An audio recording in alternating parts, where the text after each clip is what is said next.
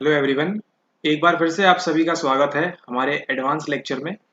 तो ये जो लेसन्स होंगे ये आपके काम आएंगे यूजीसी नेट जेआरएफ में, ये आपके काम आएंगे यूपी पीजीटी में, और भी आपके साइकोलॉजी के जो एग्ज़ाम होते हैं उसमें आपको ये काम आएंगे लेक्चर्स। लेक्चर्स देखने के साथ साथ आपको क्या करना है, ये देखने के साथ साथ आपको साइमल्टेनियसली ट्राई करना है कि आप नोट्स बनाते जाइए। जिस प्रकार से लेक्चर आगे आगे प्रोसीड कर रहे हैं, आपको भी अपने स्वयं के सेल्फ नोट्स बना लेने चाहिए, क्योंकि हम जिस एग्ज़ाम की तैयारी कर रहे हैं वो क्या है, वो एक एमसीक्यू टाइप पेपर है ना। तो इसमें जितने ज़्यादा पॉइंट आपको याद रहेंगे उतनी ज़्यादा क्या रहेगी, आपकी मेमोरी स्ट्रांग रहेगी। आपको यहाँ पे यूपीएससी जैसा लिखना नहीं है कि लंबे लंबे पैराग्राफ्स और आपको डायग्राम वगैरह बना के कुछ लिखना है। आपको सिर्फ मार्किंग करनी है, तो इस बात का ध्यान रखें। लेक्चर के दौरान नोट्स बनाते रहें, ठीक है। तो आपको क्या होगा, ज़्यादा फायदा मिलेगा इसका। ये लेक्चर यूजीसी नेट के लिए भी कंपलसरी है, मस्ट वॉच है, एंड यूपी पीजीटी के लिए भी ये मस्ट वॉच है, ठीक है। तो जिस प्रकार से ये व्यक्ति हंस रहा है उसी प्रकार से आपको भी स्माइल करना है। आपको भी अपनी अभिप्रेरणा, अपना मोटिवेशन बना के रखना है इस एग्ज़ाम के लिए, क्योंकि बहुत ही जल्द आप ये जो एग्ज़ाम्स है ये आप क्लियर कर लेंगे, ठीक है। चलिए स्टार्ट करते हैं एडवांस लेक्चर का। ये पहला लेक्चर है, हमारा टॉपिक मोटिवेशन। ऑलरेडी हम इमोशन की सारी थ्योरीज, कैसे स्टार्टिंग हुई, क्या हुआ, सब कवर कर चुके हैं। तो चलिए आज स्टार्ट करते हैं मोटिवेशन। सबसे पहले सवाल उठता है कि मोटिवेशन है क्या। What is motivation. मान लीजिए यहाँ पे कोई वस्तु रखी हुई है एक्स, ठीक है। एक्स वस्तु रखी हुई है और ये है आपका घर। आप अपने होम में बैठे हुए हैं, ठीक है, बढ़िया से कुर्सी लगा के वरांडे में आप बैठे हुए हैं।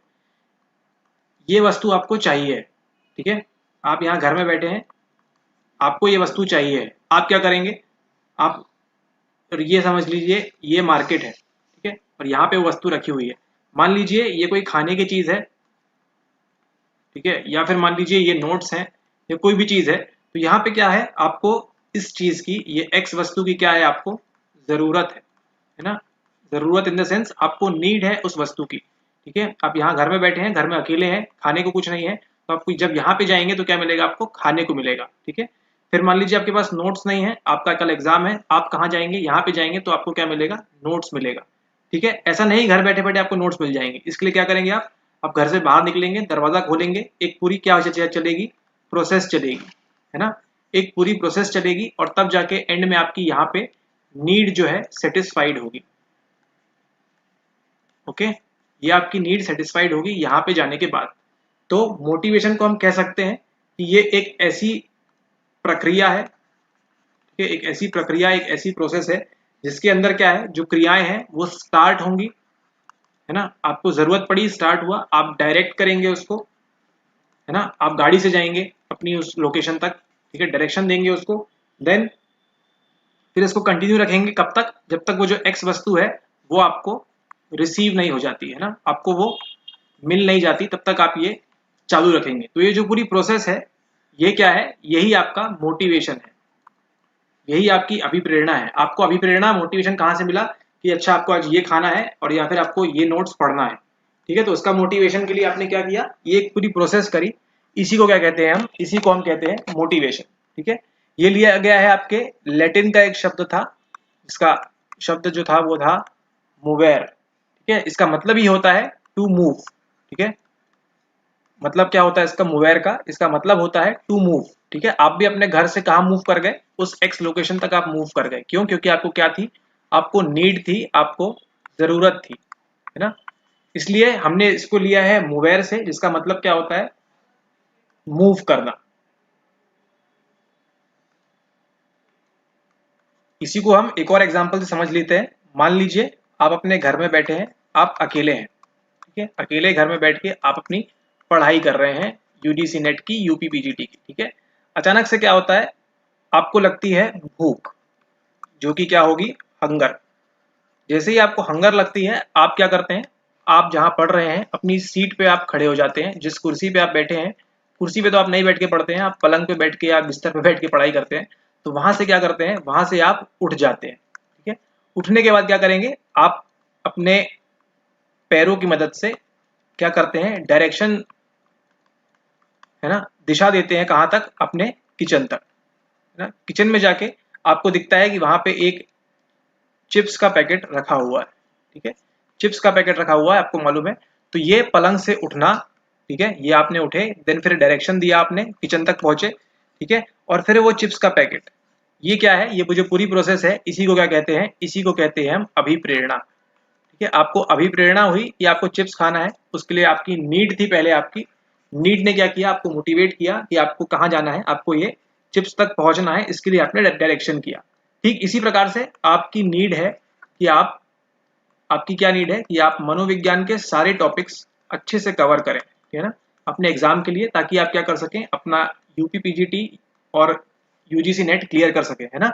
ये क्या है, ये आपकी जरूरत है, ये आपकी नीड है ना। या ये क्या देती है आपको, ये आपको मोटिवेट करती है ना, ये जो जरूरत है क्या करती है, मोटिवेट करती है। मोटिवेट करती है तो आप क्या करते हैं, आप सर्च करते हैं चैनल का नाम, ठीक है ना, डायरेक्शन मिलता है आपको, यहाँ से डायरेक्शन मिलता है, और फिर आप क्या मिलता है, आपको जो सिलेबस है वो आप कवर करते हैं हमारे थ्रू, हमारे वीडियोस के थ्रू, ठीक है। ये क्या है, ये जो आपकी नीड थी, नीड के बाद क्या किया आपने सर्च किया यूट्यूब में, है ना, सर्च करने के बाद आपको ये मिला, ये इसके बाद यहाँ से क्या हुआ, आपको डायरेक्शन किया आपने, और सिलेबस आप कंप्लीट करेंगे, ठीक है। तो ये नीड कब खत्म होगी, जब आप यूजीसी नेट या फिर यूपीपीजीटी आप क्लियर कर लेंगे, ठीक है। आपको 2-3 एग्जाम्पल दे दिए हैं कि व्हाट इज मोटिवेशन, है ना। ऐसा नहीं है कि मुझे मोटिवेशन है कि मैं बहुत सारे पैसे कमाऊं, ठीक है। जहां भी आपकी नीड आएगी, पहले क्या आएगी, सबसे पहले नीड आएगी, उसके बाद जो आप पूरी प्रोसेस करेंगे उसी को ही क्या कहते हैं, उसी को कहते हैं हम मोटिवेशन, ठीक है। तो ये समझ गए आप। अब बात करते हैं हम मोटिवेशन। आपका जो मोटिवेशन है, आपकी जो अभिप्रेरणा है, इसके 2 प्रकार होते हैं, ठीक है, प्रकार 1, प्रकार 2। पहला वाला जो है वो है आपका इंट्रिंसिक, और दूसरा वाला जो है वो है आपका एक्सट्रिंसिक। इंट्रिंसिक मतलब आंतरिक अभिप्रेरण, आंतरिक अभिप्रेरण, और यहाँ पे आपका बाह्य अभिप्रेरण, ठीक है। एक्सट्रिंसिक आपका एक्सटर्नल फैक्टर और इंटरनल फैक्टर, ठीक है। अब ये क्या होता है, इसको देखते हैं। इसमें सबसे पहले बात करेंगे हम इंट्रिंसिक, आपका इंट्रिंसिक मोटिवेशन, यानी कि आपका आंतरिक अभिप्रेरण। आंतरिक अभिप्रेरण क्या है, आंतरिक अभिप्रेरण, आपका इंट्रिंसिक मोटिवेशन, ये क्या है, ये इस प्रकार की बात है कि आपका काम है पढ़ाई करना, आपका काम है पढ़ाई करना, ठीक है। लेकिन आप पढ़ाई तो कर रहे हैं, लेकिन साथ ही साथ क्या है, आप कुछ ऐसी चीज कर रहे हैं जो क्या करती है, आपको आपको मोटिवेट करती है। किस प्रकार से, जैसे मान लीजिए कुकिंग, ठीक है, या फिर ड्राइविंग, ठीक है। ये 2 ऐसी एक्टिविटीज है जिसमें क्या मिलती है आपको, आपको इसमें खुशी मिलती है ना, आपको इसमें हैप्पीनेस मिलती है, ठीक है, ये करने के दौरान। तो आप क्या करेंगे, आप इसको करने के लिए आप ऑलरेडी इंट्रिंसिक मोटिवेटेड रहेंगे, है ना। पढ़ाई करने के लिए हो सकता है आपके पेरेंट्स बोले आप, ठीक है, कि आप पढ़ाई करो पढ़ाई करो पढ़ाई करो, लेकिन जैसे ही बात आती है खाना बनाने की, तो आप क्या करेंगे, आप इंट्रिंसिक मोटिवेटेड रहेंगे, है ना, अंदर से मोटिवेटेड रहेंगे कि हाँ, मुझे लास्ट टाइम मैंने नमक ज्यादा कर दिया था सब्जी में, इस बार मुझे नमक कम करना है ना। लास्ट टाइम मेहमानों ने तारीफ की थी, तो वो क्या था, आपके लिए रिवॉर्ड था ना। जैसे ही आप अपनी तारीफ सुनते हैं, क्या मिलता है आपको, रिवॉर्ड मिलता है ना, और फिर आपको वो काम करने की और अभिप्रेरणा होती है, ठीक है। तो ये क्या कहलाएगा, ये कहलाएगा आपका इंट्रिंसिक मोटिवेशन। जब भी आपको इंटरनली, है ना, अंदर से, मतलब बाहर से कोई बोलेगा नहीं कि बेटा आप जाके खाना बनाओ, है ना, मेहमान आए, आप खुद ही पहुंच गए किचन में खाना बनाने के लिए, ठीक है। ये क्या है, ये है आपका इंट्रिंसिक मोटिवेशन। आप अंदर से ही इतने मोटिवेटेड है कि आप वो पूरी प्रोसेस करना चाहते हैं, ठीक है। इसको क्या कहते हैं, हम इसको कहते हैं इंट्रिंसिक मोटिवेशन, यानी कि आंतरिक अभिप्रेरण। और ये जो आंतरिक अभिप्रेरण है, इसको आप करने के लिए क्या रहेंगे, हमेशा तत्पर रहेंगे, है ना, हमेशा रेडी रहेंगे। कोई आपको रात को 12 बजे भी बोलेगा कि आपको रात के 12 बजे कोई बोलेगा बेटा गाना गा के सुनाओ, सिंगिंग करके सुनाओ, आप सुनाएंगे, क्यों, क्योंकि ये क्या है, आपको इंट्रिंसिक मोटिवेटेड, आप अंदर से मोटिवेटेड रहते हैं हमेशा के लिए। कोई बोलेगा रात के 12 बजे खाना बनाओ, yes I am ready, because ये क्या है, आप अंदर से आपको अच्छा फील कराता है ना। इसके लिए आप ऑलरेडी हमेशा मोटिवेटेड रहेंगे, ठीक है। ये कहलाता है आपका इंट्रिंसिक, यानी कि आंतरिक अभिप्रेरण। ओके, अब बात करते हैं, नेक्स्ट हमारा है एक्सट्रिंसिक मोटिवेशन। एक्सट्रिंसिक मोटिवेशन यानी कि आपका बाह्य अभिप्रेरण। ओके, बाह्य अभिप्रेरण का सबसे बढ़िया एग्जाम्पल क्या है? वो है आपका जॉब। ठीक है, इंडिया में, विदेशों में जाने कितने लोग, हजारों करोड़ों लोग क्या कर रहे हैं? जॉब कर रहे हैं, यानी कि नौकरियां कर रहे हैं। क्यों कर रहे हैं? कोई भी इंसान नौकरी नहीं करना चाहता, ठीक है, लेकिन कौन कराता है उसको? उनका एक्सट्रिंसिक मोटिवेशन। क्यों? क्योंकि उनको क्या चाहिए? उनको मनी चाहिए, उनको पैसे चाहिए। पैसे कब मिलेंगे? जब वो क्या करेंगे? कोई जॉब करेंगे, काम करेंगे। ठीक है, और वो जॉब छोड़ भी नहीं सकते हैं। क्यों? क्योंकि उनकी क्या चल रही है? उनकी ईएमआई, नो कॉस्ट ईएमआई या फिर हाउस लोन, ये सब कुछ चल रहा है। ठीक है, उनका इंट्रिंसिक मोटिवेशन किस में है? उनका इंट्रिंसिक मोटिवेशन आईएम किस में है? कुकिंग में है या फिर सिंगिंग में है। ठीक है, लेकिन ये तो उनका आईएम है, लेकिन उनका ईएम क्या करा रहा है उनसे? एक्सट्रिंसिक मोटिवेशन क्या करा रहा है? उनको जॉब करने के लिए मजबूर कर रहा है। अगर जॉब नहीं करेंगे तो पैसे कैसे आएंगे? मनी कैसे आएगा? और मनी नहीं आएगा तो फिर वो खाना कैसे खाएंगे? ऑलराइट, और खाना नहीं खा पाएंगे तो फिर वो घर की ईएमआई एंड लोन्स कैसे चुका पाएंगे? ठीक है, तो ये है आपका एग्जाम्पल बाह्य अभिप्रेरण का। ठीक है, कुछ बच्चे होते हैं जिनको क्या पसंद होता है? डांस करना पसंद होता है। कई सारी मूवीज में देखा होगा, डांस करना क्या है उनके लिए?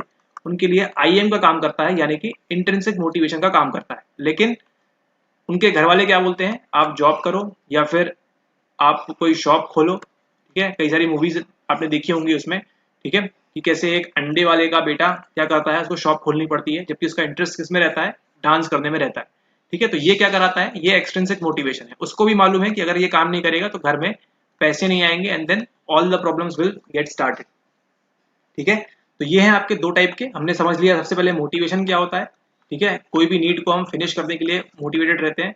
देन मोटिवेशन के दो टाइप देख लिए हमने, कौन कौन से? पहला देखा हमने एक्सट्रिंसिक और दूसरा देखा हमने इंट्रिंसिक।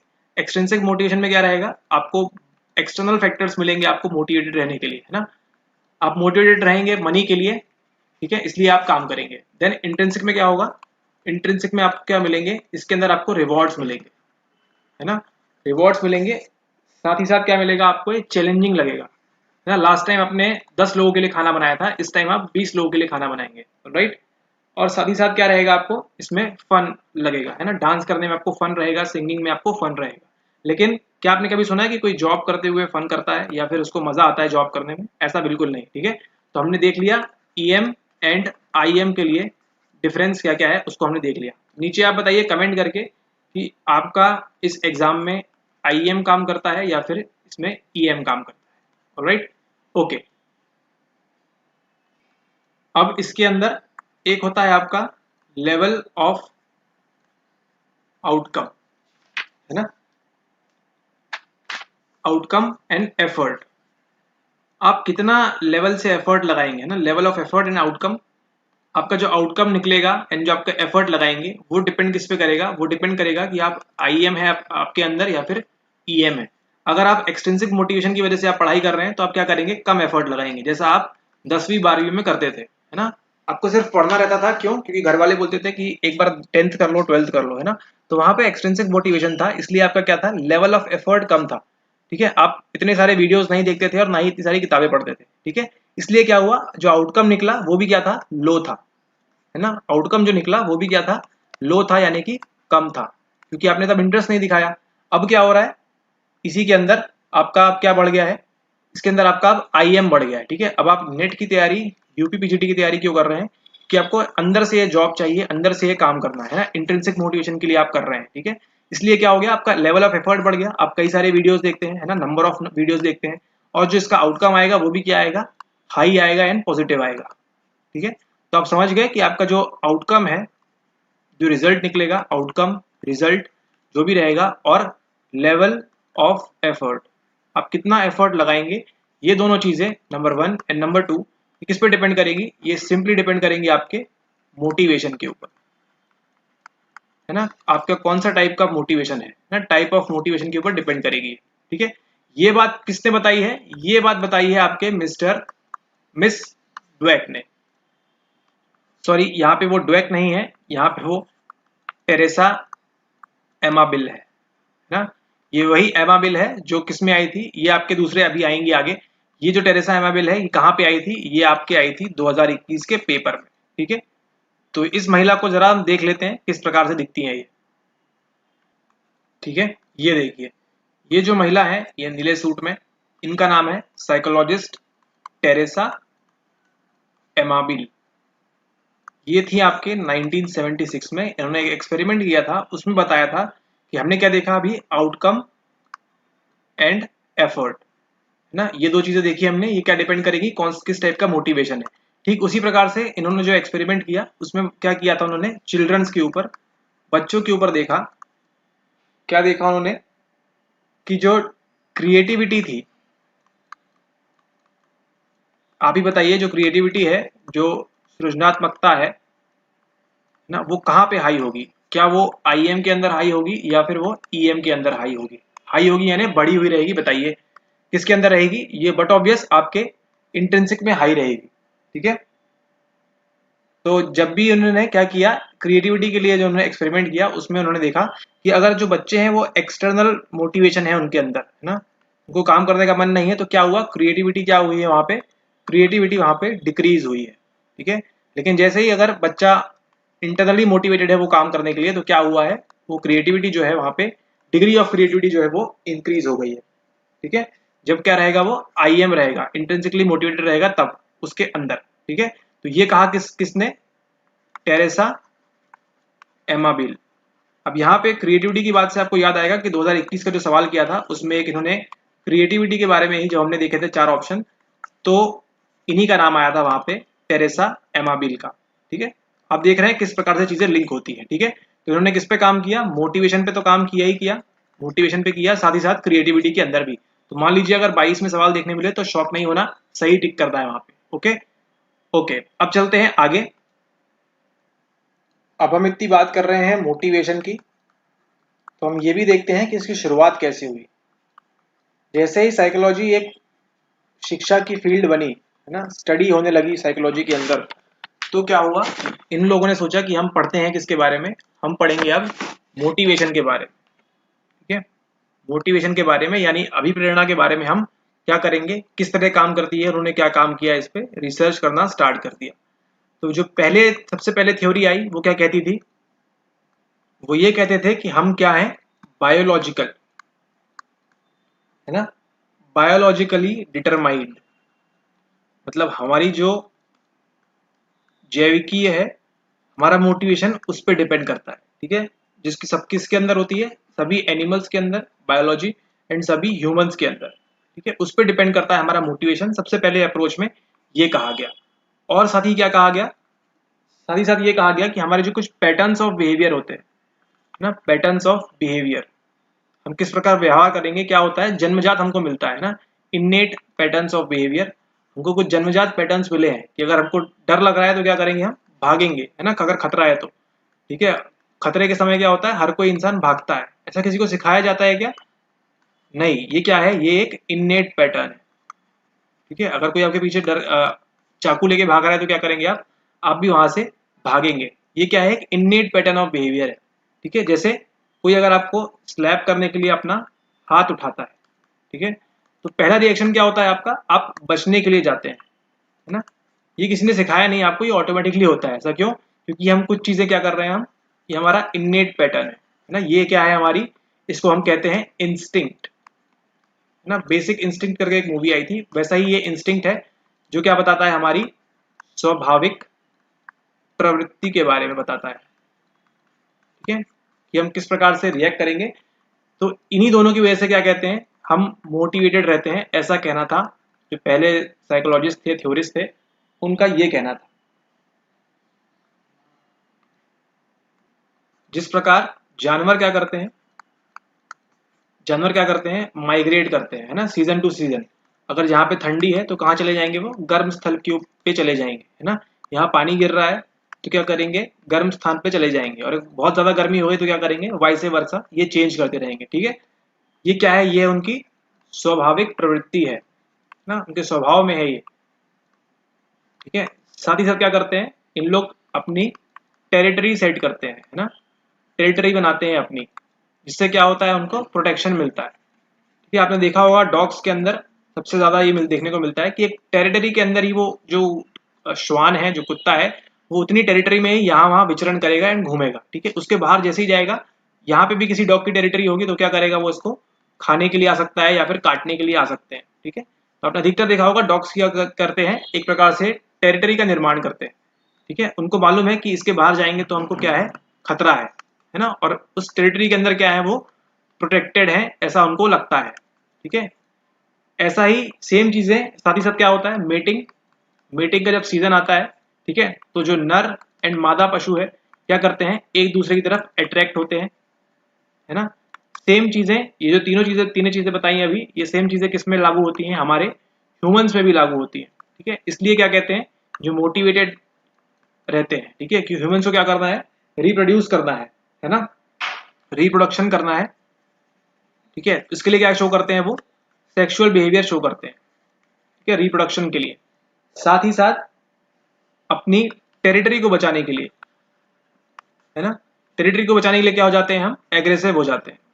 ठीक है, तो मान लीजिए आपका ये एक प्लॉट है, मान लीजिए, ठीक है, इस पे आपका घर है। मान लीजिए कोई बाजू में घर बनाता है और आपके यहाँ पे घुस आता है, आपके सरहद के अंदर। ठीक है, आप क्या करते हैं, आप ये बोलते हैं कि ठीक है आ जाइए, कोई नहीं बोलेगा ऐसा क्यों, एग्रेसिव हो जाएंगे हम, तुरंत ही एग्रेसिव हो जाएंगे, अरे आप 1 इंच भी हमारी बाउंड्री वॉल के अंदर क्यों आए, और ऑल दैट थिंग।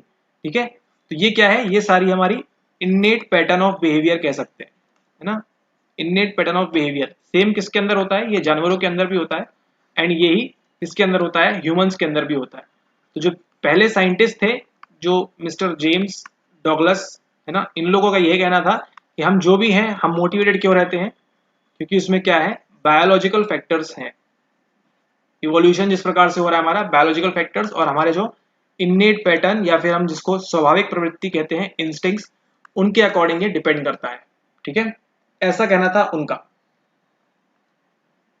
तो ये जो पूरी थ्योरीज है, इसको क्या कहेंगे हम, इसको कह सकते हैं हम इंस्टिंक्ट थ्योरी, है ना, ऑफ मोटिवेशन, स्वाभाविक प्रवृत्ति की अभिप्रेरणा कह सकते हैं, या फिर हम इवोल्यूशनरी भी कह सकते हैं, जिसके अंदर क्या है, हमारे मेन बायोलॉजिकल फैक्टर, हमारा इंस्टिंक्ट, हमारी स्वाभाविक प्रवृत्ति, हमारा जैविकीय जो भी हमारे फैक्टर्स हैं, कारक हैं, जैविकीय कारक, उसकी वजह से हम मोटिवेटेड रहते हैं, ऐसा इनका कहना था। ठीक है, इसमें आप नाम ले सकते हैं इसका, विलियम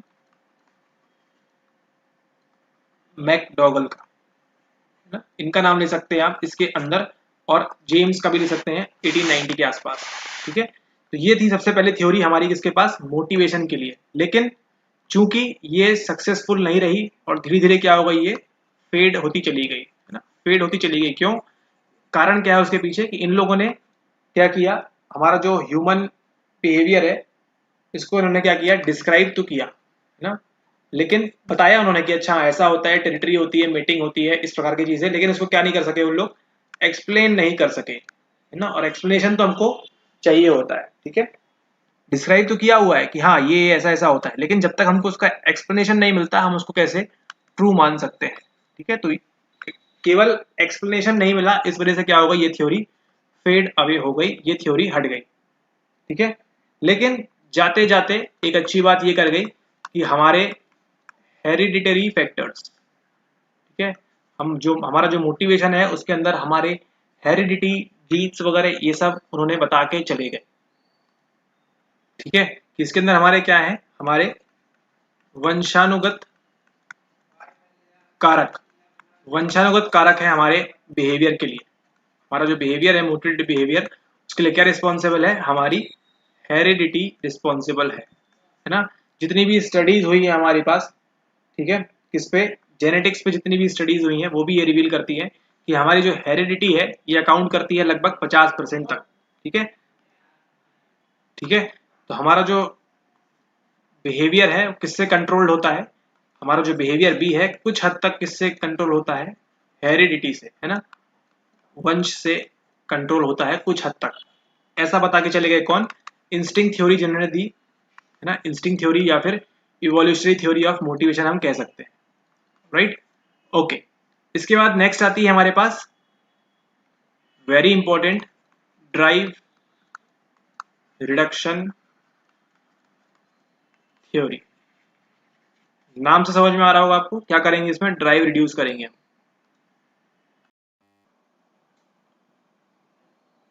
ये जो स्क्रीन पे आप मशीन देख रहे हैं, इसे कहते हैं थर्मो थर्मोस्टेट। क्या कहते हैं इसे? कहते हैं थर्मोस्टेट। स्टेट मतलब क्या होता है? स्टेट मतलब आपका स्टैटिक, ठीक है।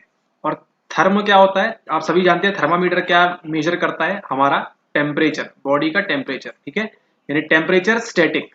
तो ये एक ऐसा डिवाइस है जो क्या करेगा, अगर इसको आपके घर में लगा दिया जाए तो ये क्या करेगा, टेम्परेचर को जो है ये स्टैटिक बनाए रखेगा, ठीक है। अगर मान लीजिए बाहर -5 डिग्री है, लेकिन आपने जिस भी प्रकार से इसको सेट करेंगे तो क्या करेगा, आपके घर के अंदर का तापमान कितना रहेगा? 24 डिग्री सेल्सियस। अरे ये बात मैं तुम लोगों को क्यों बता रहा हूं? मैं मिस्टर सी हल, मेरा जन्म होता है अमेरिका में। मैंने काम किया है किसके ऊपर? मैंने काम किया है आपके लर्निंग के ऊपर, जो आप अधिगम पढ़ते हैं उसके ऊपर मैंने काम किया है। और मैंने काम किसके ऊपर किया है? मैंने और काम किया है आपका मोटिवेशन के ऊपर, ठीक है। तो जो आप लोग थ्योरी पढ़ते हैं, हल्स थ्योरी, ठीक है, तो वो किसी और की नहीं, वो आप मेरी ही थ्योरी पढ़ते हैं, मेरा ही सिद्धांत पढ़ते हैं, जिसे क्या कहा जाता है? जिसे कहा जाता है आपकी मोटिवेशन के लिए ड्राइव रिडक्शन थ्योरी। इसको मैंने डिजाइन किया था आप लोगों की पढ़ाई के लिए, 1940 के आसपास इसको डिजाइन किया था। और मेरे मुताबिक आपका मोटिवेशन के पीछे क्या राज है? आपकी ड्राइव का रिडक्शन, आपकी ड्राइव में कमी आए, यही मेन सिद्धांत है मेरी थ्योरी का, यानी कि Clark Hull's drive reduction theory. Hello and welcome back everyone to the channel psycho professor. अच्छा, आप सभी लोग मिल लिए मिस्टर क्लार्क हल से। लास्ट लेक्चर में हमने कवर किया था आपका मोटिवेशन क्या होता है, उसके दो टाइप्स, आपकी अभिप्रेरणा के दो टाइप। पहला आपका आंतरिक अभिप्रेरणा और दूसरा आपका बाह्य अभिप्रेरणा। Intrinsic motivation and extrinsic motivation हमने कवर कर लिया था। साथ ही साथ हमने कवर कर लिया था आपका इंस्टिंक्ट्स, है ना, इंस्टिंक्ट्स एंड बायोलॉजिकल, या फिर हम कह सकते हैं उसको इवोल्यूशनरी थ्योरी कह सकते हैं मोटिवेशन की, है ना, इवोल्यूशनरी अप्रोच कह सकते हैं उसको हम हमारे मोटिवेशन का, ठीक है, कि हमारे जो इन्नेट पैटर्न्स हैं, जैसे मीटिंग, मिलन करना, है ना, टेरिटरी का निर्माण, ये सब क्या है? ये सब कारण है हमारे मोटिवेशन के पीछे। लेकिन चूंकि एंट्री होती है मिस्टर क्लार्क हल की, जो आपके लिए क्या लेके आते हैं, आपके सिलेबस में लेके आते हैं ड्राइव रिडक्शन थ्योरी, यानी कि ड्राइव कमी का सिद्धांत, या फिर आपकी ड्राइव रिडक्शन थ्योरी। इसके पहले हम समझें कि ड्राइव रिडक्शन थ्योरी क्या है, क्या होता है उसके अंदर, हम पहले देखते हैं व्हाट इज ड्राइव, है ना। ड्राइव है क्या एक्चुअली? क्या ये मरीन ड्राइव वाली ड्राइव है जो मुंबई में है, या फिर वो जो पटना में मरीन ड्राइव नई बनी है वो वाली ड्राइव? चलिए इसको देखते हैं। ओके, तो आ जाते हैं अपने बेसिक्स के ऊपर। बेसिक्स सबसे प्यारी हमारी एनसीईआरटी की किताब, इसमें दिया हुआ है, ये है आपका फिगर 9.1, द मोटिवेशन साइकिल।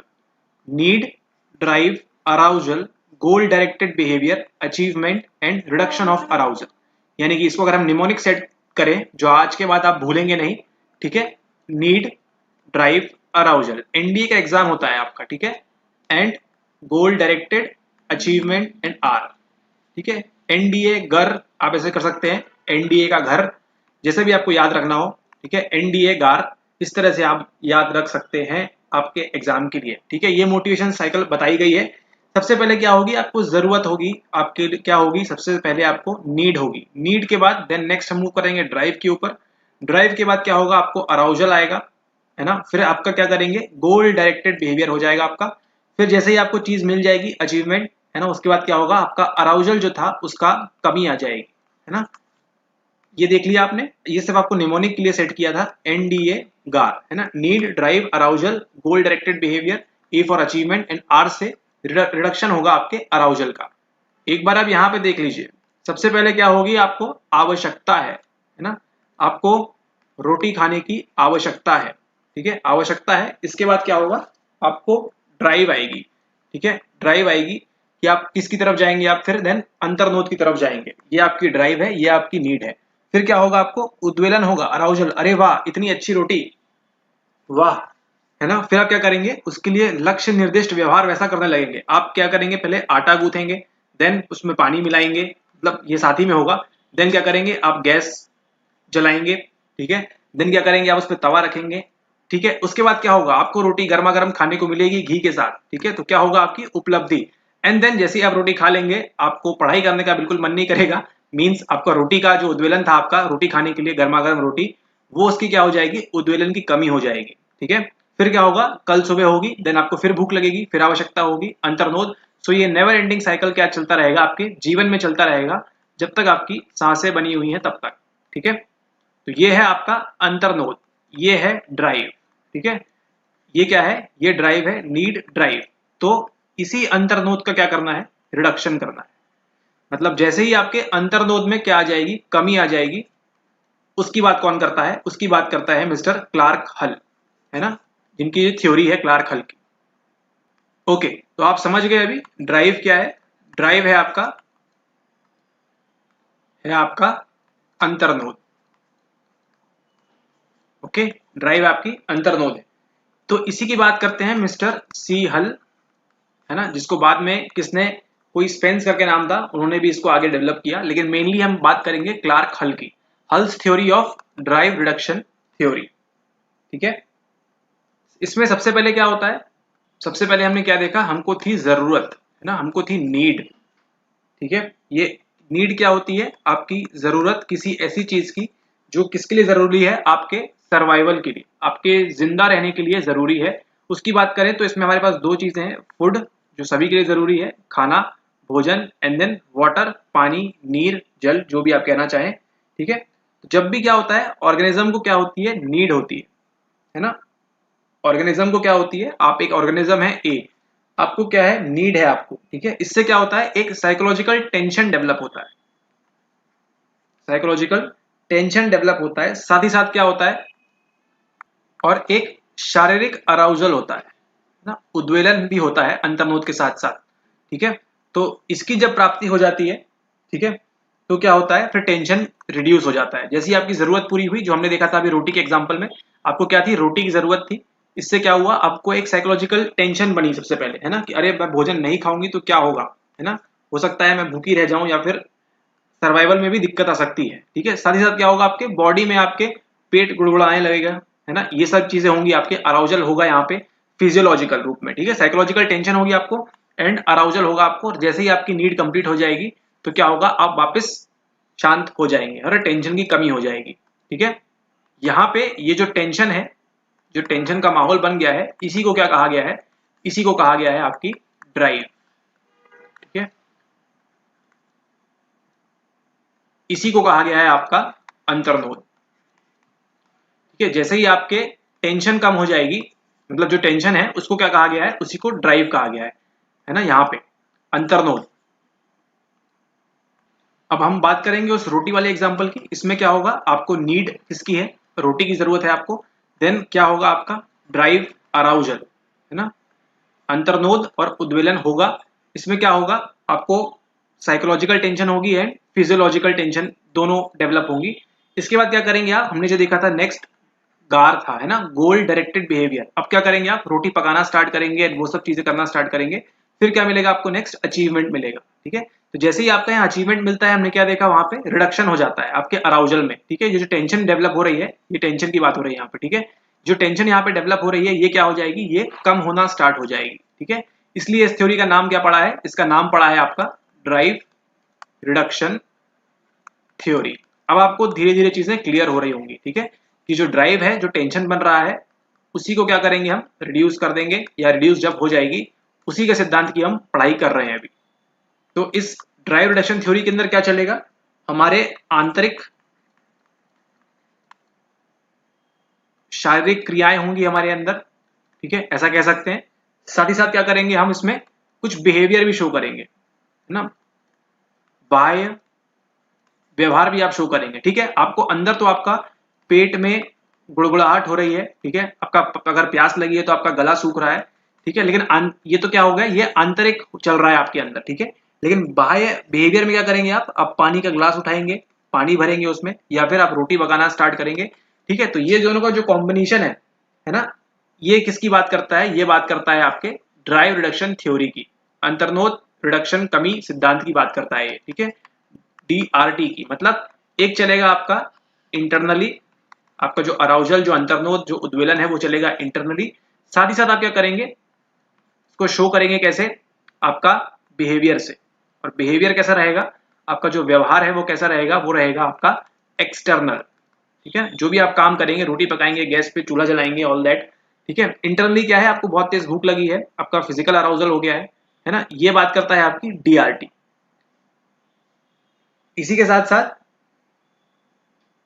इसी थ्योरी की बात करें तो हमारे पास दो टाइप की ड्राइव्स होती है ना, ड्राइव रिडक्शन थ्योरी, यहां तक समझ गए आप। इसी के अंदर हम पढ़ेंगे दो टाइप की ड्राइव्स, है ना। कौन कौन सी ड्राइव है, पहली है आपकी प्राइमरी, प्राइमरी ड्राइव्स, यानी कि आपकी प्राथमिक अंतर्नोद या ड्राइव्स कह सकते हैं आप, प्राथमिक, प्राइमरी। और दूसरा कौन सा है, दूसरा है आपकी एक्वायर्ड, या फिर इसको हम सेकेंडरी ड्राइव्स भी कह सकते हैं, एक्वायर्ड या फिर सेकेंडरी ड्राइव्स।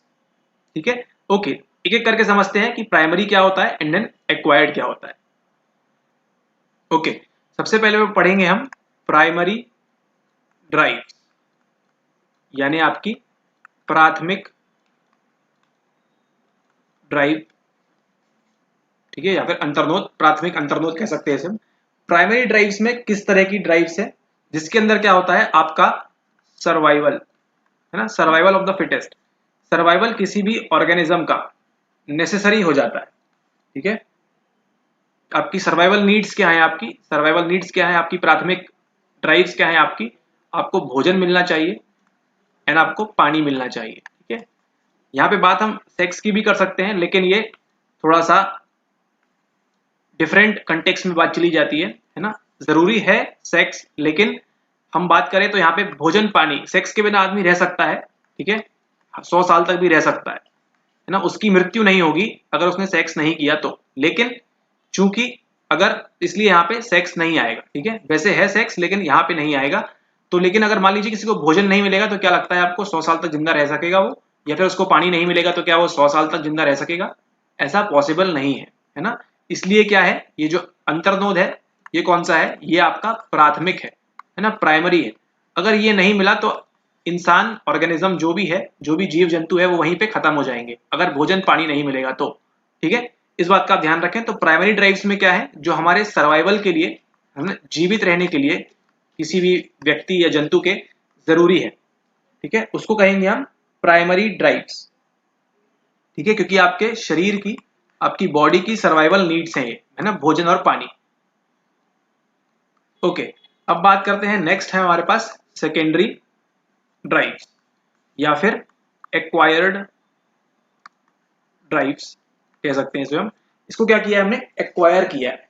कैसे, हमारे एक्सपीरियंस से। ठीक है, हमारे एक्सपीरियंस से, हमारे अनुभव जो भी हैं उनकी मदद से, साथ ही साथ हमारा भी इसमें क्या हुआ है, अनुबंधन हुआ है, कंडीशनिंग हुई है ना। कैसे, बचपन से आपने सुना है कि उनको क्या करना है, क्लास में टॉप करना है। ठीक है, शर्मा जी का लड़का फर्स्ट आया एंड किसी XYZ पर्सन का बेटा लास्ट आया, ठीक है, या किसी ने टॉप किया, या फिर कोई चांद पे चला गया, आपको भी एक दिन एस्ट्रोनॉट बनना है। ये सब क्या है, आपको बचपन से नहीं बनना है आपको एस्ट्रोनॉट। ठीक है, आपके पेरेंट्स सब चीजें क्या करते हैं, आपकी कंडीशनिंग करते हैं। ठीक है, आपको क्रिकेटर बनना है, आपको सिंगर बनना है, ठीक है, आपको एक्टर बनना है, आपको डांसर बनना है। ऐसा कोई भी जब बच्चा पैदा होता है तो वो सोचता नहीं है इन सब के बारे में। ठीक है, कोई नहीं सोचता, ना आप, ना हम, ना 150 करोड़ लोग जो भी है इंडिया में या फिर पूरी दुनिया में, कोई भी ऐसा नहीं सोचता। ऐसा क्यों होता है, क्योंकि हम क्या करते हैं, कंडीशनिंग करते हैं।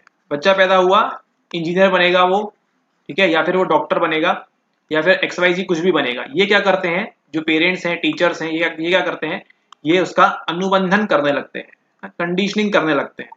अब मान लीजिए बच्चा पहली से लेकर 10वीं तक यही सुनता आया है कि तुमको डॉक्टर बनना है, तो वो क्या करेगा, जाके चुपचाप से नीट की एग्जाम में बैठेगा एंड देन भले ही उसका मन लगे ना लगे वो उसकी पढ़ाई करेगा। ठीक है, ये क्या कर रहा है, यहाँ पे कौन सी ड्राइव है, यहाँ पे उसकी सेकेंडरी ड्राइव है। ठीक है, एक्वायर्ड ड्राइव कह सकते हैं उसकी हम, सेकेंडरी या फिर द्वितीय ड्राइव। पहली कौन सी थी, पहली तो सभी के लिए मैंडेटरी है, जरूरी है, सर्वाइवल नीड्स। ठीक है ना, हंगर, थर्स्ट, HT, ठीक है, भूख एंड प्यास, सभी के लिए जरूरी है। लेकिन यहाँ पे क्या हो रहा है, उसकी कंडीशनिंग, उसका भी एक्सपीरियंस हो गया इस तरह से, उसने भी सीखा एक्सपीरियंस से कि हाँ डॉक्टर लोगों की काफ़ी इज्जत होती है, साथ ही साथ जो IAS IPS होते हैं उनकी भी काफ़ी इज्जत होती है ना। ये क्या है, उसके खुद के अनुभव हैं। तो वो क्या करता है, वो जाके किसी PSC के परीक्षा में बैठता है ना। ये सब क्या है, उसकी ज़रूरत नहीं है, लेकिन क्या है ये सब सेकेंडरी ड्राइव्स है। ऑलराइट, जिससे हम क्या सीखते हैं, जैसे हमको पैसों की ज़रूरत है, मनी चाहिए हमको, क्यों? क्योंकि हमने क्या देखा है, सोशलाइजेशन में इसको सीखा है हमने, ठीक है ना, कि सभी पैसा कमा रहे हैं, 100 मिलियन 200 मिलियन, तो हमको भी इतने सारे पैसे कमाना है, ठीक है। ओके, यहाँ तक समझ गया। तो हम पढ़ रहे हैं DRT में। DRT क्या होता है वो समझ लिया हमने, इसके अंदर 2 टाइप की ड्राइव्स हैं वो भी समझ लिया। पहली है प्राइमरी, सर्वाइवल के लिए जरूरी है, और दूसरी है आपकी सेकेंडरी या फिर एक्वायर्ड, ठीक है, जो हम अपने अनुभवों से, एक्सपीरियंस या फिर अपने कंडीशनिंग से हम सीखते हैं। ऑलराइट, ओके, अब चलते हैं आगे। ओके, इसी के साथ साथ ये जो थ्योरी है, कौन सी थ्योरी है, इसके बाद आज के बाद आप भी इसको DRT बोलेंगे। DRT जैसी बोलेंगे कौन दिमाग में आएगा आपके, सी हल आएंगे, है ना। ओके, तो इस DRT थ्योरी में एक और कॉन्सेप्ट है, एक और संप्रत्यय है आपका इंपॉर्टेंट। वो क्या है, वो है आपका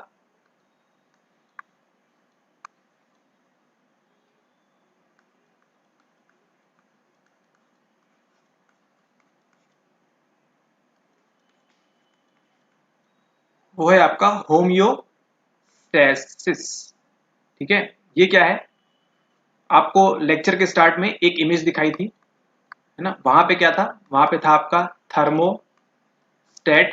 स्टेट वही वाला स्टेट यहाँ पे भी है, मतलब क्या है ये, मेंटेनिंग, है ना, स्टैटिक रहेगा। थर्मो था मतलब टेम्परेचर, यहाँ पे होम्यो है मतलब किसकी बात हो रही है, हमारे बॉडी की बात हो रही है ना। होम्योस्टेसिस, इसे क्या कहते हैं, DRT थ्योरी के अंदर एक और कॉन्सेप्ट है, उसको कहते हैं हम होम्योस्टेसिस, ठीक है। या फिर हमारे शरीर की ऐसी टेंडेंसी जिसमें क्या होगा कि हम एक स्टेडी स्टेट मेंटेन करना चाहते हैं, है ना, स्टेडी स्टेट। अब ये क्या होता है इसको समझते हैं आगे, ठीक है। तो जिस प्रकार से हमने देखा था, थर्मोस्टेट क्या कर रहा था, आपके घर का टेम्परेचर इक्वल रख रहा था या फिर मेंटेन रखा था 24 डिग्री के ऊपर, मतलब 24 डिग्री में मेंटेन रख रहा था, ठीक है। ठीक इसी प्रकार से होम्योस्टेसिस जो है, ये भी एक ऐसी टेंडेंसी है जो क्या करती है, आपकी बॉडी को सेम स्टेट में रखती है ना, स्टैटिक रखती है। कैसे समझते हैं, यहाँ पे देखिए, जैसे ही आपको नीड थी, जैसे ही आपको जरूरत थी रोटी की ना, या फिर आपको भोजन की जरूरत थी, ठीक है, तो क्या था, आपकी जो शरीर था, आपका जो बॉडी थी, वो क्या थी, वो थी आपकी इम्बैलेंस, है ना, बैलेंस में नहीं थी, ठीक है। आपका पेट गुड़गुड़ा रहा था, ठीक है। जब आपने पूरा भोजन किया हो तो आपका बॉडी देखिए, एंड जब आपको बहुत तेज भूख लगी हो, एकदम 1-2 दिन से आपने कुछ खाया नहीं हो, तो उस समय सोचिए बॉडी कितनी इम्बैलेंस रहती है ना, कुछ दिमाग में सोचने विचारने की क्षमता हमारी बिल्कुल खत्म हो जाती है। क्यों? क्योंकि हमारा जो शरीर है किस स्टेट में है, इम्बैलेंस स्टेट में है ना। ओके, तो जैसे ही हमको क्या होती है, प्राइमरी ड्राइव, प्राइमरी ड्राइव कौन सी है, भूख एंड प्यास। प्राइमरी ड्राइव की हमको क्या होगी, नीड होगी। हमारी बॉडी क्या शो करती है, हमारी बॉडी तुरंत शो करती है इम्बैलेंस। ओके, फिर इसके बाद क्या होता है, हम क्या काम करते हैं, हमारा बिहेवियर स्टार्ट हो जाता है ना, हम व्यवहार करना स्टार्ट कर देते हैं। हम उठ के जाएंगे वहां पे चाय बनाने के लिए या फिर ग्लास उठाएंगे पानी पीने के लिए, तो क्या करते हैं हम, बिहेवियर शो करते हैं। और फिर वापस क्या होता है, पानी पीने के बाद हम, या फिर भोजन करने के बाद क्या होता है, हम वापस उसी स्टेट में आ जाते हैं जहां हमको हमारा पेट फुल हो जाता है, ठीक है। तो इससे क्या होता है, बॉडी वापस, पहले देखिए, पहले बॉडी यहाँ पे इम्बैलेंस थी, आपको बहुत जोर से भूख लगी है, 2 दिन से कुछ नहीं खाया आपने, ठीक है। जैसे ही आप क्या करते हैं, बिहेवियर करते हैं, रोटी वगैरह बनाते हैं, एंड देन जाके आप यहाँ पे फूड इनटेक हो गया आपका, ठीक है, आपने खाना खा लिया। अब क्या होगा, अगला आपकी बॉडी क्या आ जाएगी, वापस बैलेंस स्टेट में आ जाएगी। अगर आपको कभी ऐसा नहीं किया हो आपने, तो एक बार करके देखिएगा। ये लेक्चर देखने के बाद 2 दिन तक कुछ मत खाइएगा, ठीक है। आपको मालूम पड़ेगा कि इम्बैलेंस क्या होता है, ठीक है। एंड देन फिर जाके तीसरे दिन खाना खाइएगा, एंड देन आपको फिर समझ में आएगा कि हाँ बैलेंस स्टेट क्या होती है, ठीक है। इम्बैलेंस में आपकी पूरी हवाइयां उड़ सकती हैं 2 दिन के लिए, ठीक है। इसलिए करिएगा मत, यहाँ समझ में समझा दिया है आपको, तो ट्राई करिएगा कि इसमें आपको समझ में आ जाए, ठीक है, कैसा इम्बैलेंस होता है। और 2 दिन की बात भी नहीं है, अगर आप दिन भर भी भूखे रहते हैं, है ना, तो बॉडी क्या होती है, इम्बैलेंस स्टेट में चली जाती है। तो उसको वापस कहाँ भेजना पड़ता है हमको, उसको वापस हमको भेजना पड़ता है होम्योस्टेसिस की स्टेज में। होम्योस्टेसिस क्या है, मतलब बॉडी को वापस बैलेंस कराना, ठीक है, बॉडी बैलेंसिंग या बॉडी को वापस बैलेंस स्टेट में भेजना ही क्या है, होम्योस्टेसिस है, ठीक है। ओके, अब सवाल यहाँ पे ये उठता है कि ह्यूमन मोटिवेशन, जितना भी ह्यूमन मोटिवेशन है, क्या केवल और केवल आपके डीआरटी पे बेस्ड है? क्या आपको ऐसा लगता है? हाँ, माना कि हमारी जो भी टेंशन होती है उसको रिड्यूस करने के लिए ये थ्योरी लागू होती है ना, हमारी जो भी प्राइमरी नीड्स हैं उनके लिए माना जा सकता है कि ये डीआरटी 100% वैलिड है ना। लेकिन क्या सभी ह्यूमन मोटिवेशन के लिए ये डीआरटी लागू होगी? प्राइमरी नीड्स तो देखिए, जैसे ही टेंशन खत्म होगी हम समझ सकते हैं हाँ हमारी ड्राइव रिड्यूस हो गई, ठीक है। लेकिन कई बार लोग क्या होता है, उनका जो अराउजल है ना, जो उद्वेलन है, उसको लोग रिड्यूस नहीं करना चाहते, है ना, इसको वो रिड्यूस नहीं करना चाहते। क्यों? अगर आप कोई हॉरर मूवी देखना पसंद करते हैं, कुछ लोग होते हैं जो क्या पसंद करते हैं, हॉरर मूवी, इसमें क्या होता है, बॉडी का फिजियोलॉजिकल लेवल अराउजल बहुत हाई हो जाता है, ठीक है। या फिर कभी आप भूत बंगला करके जगह है ना, उसके अंदर कभी अगर आप गए हो तो वहां भी क्या होता है, आपका अराउजल लेवल बहुत हाई हो जाता है, ठीक है। यहाँ रिडक्शन की तो बात हो ही नहीं रही यहाँ पे, ठीक है। कुछ लोग ऐसे होते हैं जिनको बहुत ज्यादा पसंद होता है यहाँ पे, जैसे एक है इवेंट बंजी जंपिंग, है ना, बहुत ऊंचाई से कूदना। उसमें क्या होता है, अराउजल को वो इंक्रीज करना चाहते हैं अपना, और है ना, रिड्यूस कर तो छोड़िए, वो अपना अराउजल क्या करना चाहते हैं, इंक्रीज करना चाहते हैं। तो यहाँ पे बताइए, यहाँ पे कौन सा मोटिवेशन आएगा, ठीक है। लोग हॉरर मूवी देख के अपना जो अराउजल है, टेंशन है, इसको क्या कर रहे हैं, इसको इंक्रीज कर रहे हैं, ठीक है, इसको ऊपर बढ़ा रहे हैं।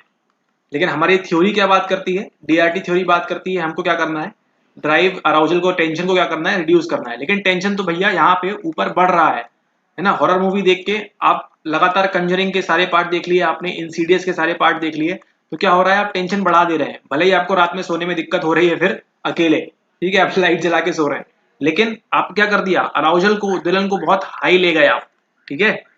कम तो करना दूर की बात है, तो लेकिन डीआरटी क्या बात करती है हमारी, डीआरटी केवल और केवल बात करती है आपकी जो आपकी नीड्स हैं, जो आपका टेंशन है उसको रिड्यूस करना, नीड्स भी नहीं, आपको जो टेंशन है इसके रिडक्शन की बात करती है।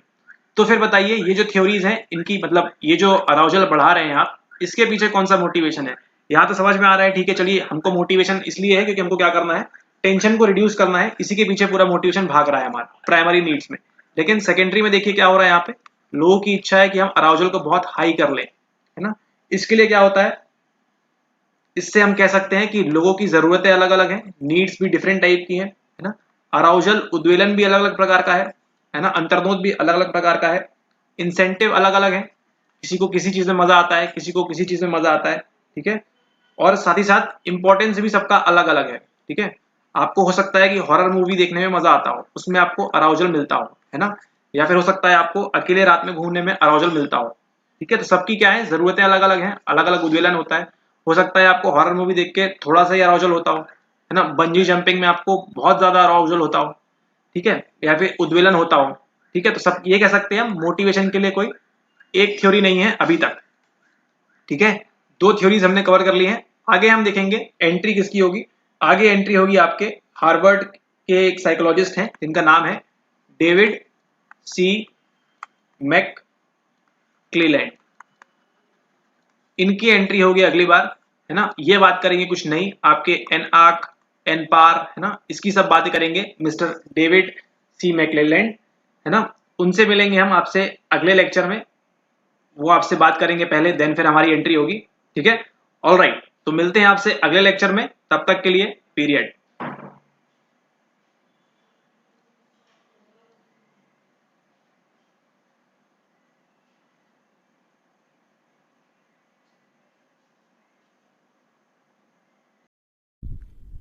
Welcome back everyone to UP PGT psychology crash course.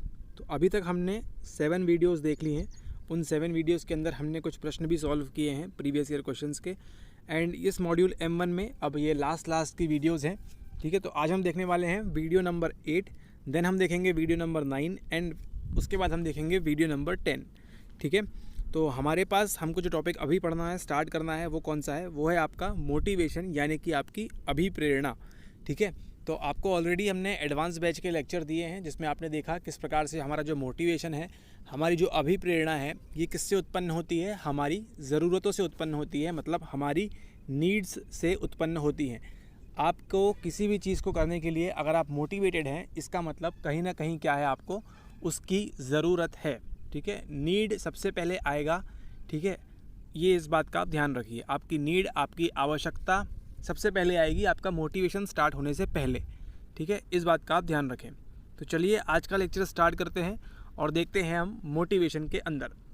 तो देखिए, आपको एक बात और क्लियरली समझ में आनी चाहिए कि this is a crash course series. ठीक है, ये क्रैश कोर्स सीरीज़ है, तो इसमें आपके यूपी पीजीटी से संबंधित जितने भी पॉइंट्स आपके परीक्षा में आ सकते हैं, है ना, उनको हम कम समय में ज़्यादा से ज़्यादा क्या करने की कोशिश कर रहे हैं, कवर करने की कोशिश कर रहे हैं। ठीक है, तो अगर आप ये चाहेंगे कि प्रत्येक चीज़ को, एक एक चीज़ को अगर आपको डिटेल में बताई जाए, ठीक है, तो उसके लिए आप क्या कर सकते हैं, यूपी पीजीटी का एडवांस बैच ज्वाइन कर सकते हैं।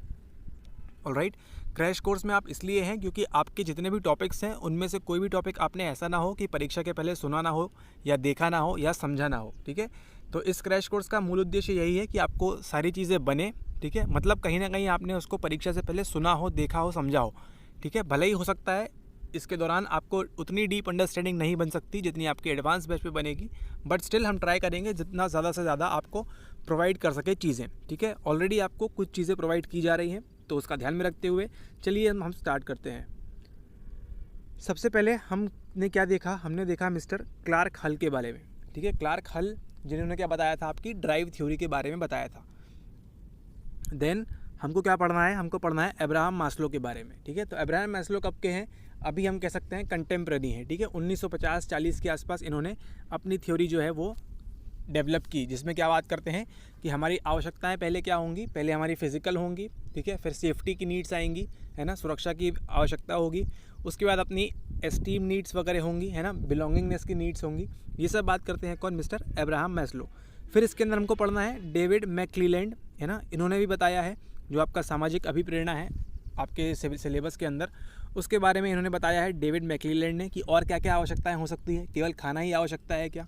ठीक है, केवल सोना ही आवश्यकता है, केवल पानी पीना ही आवश्यकता है क्या? ठीक है, इन्होंने बताया इसके बारे में।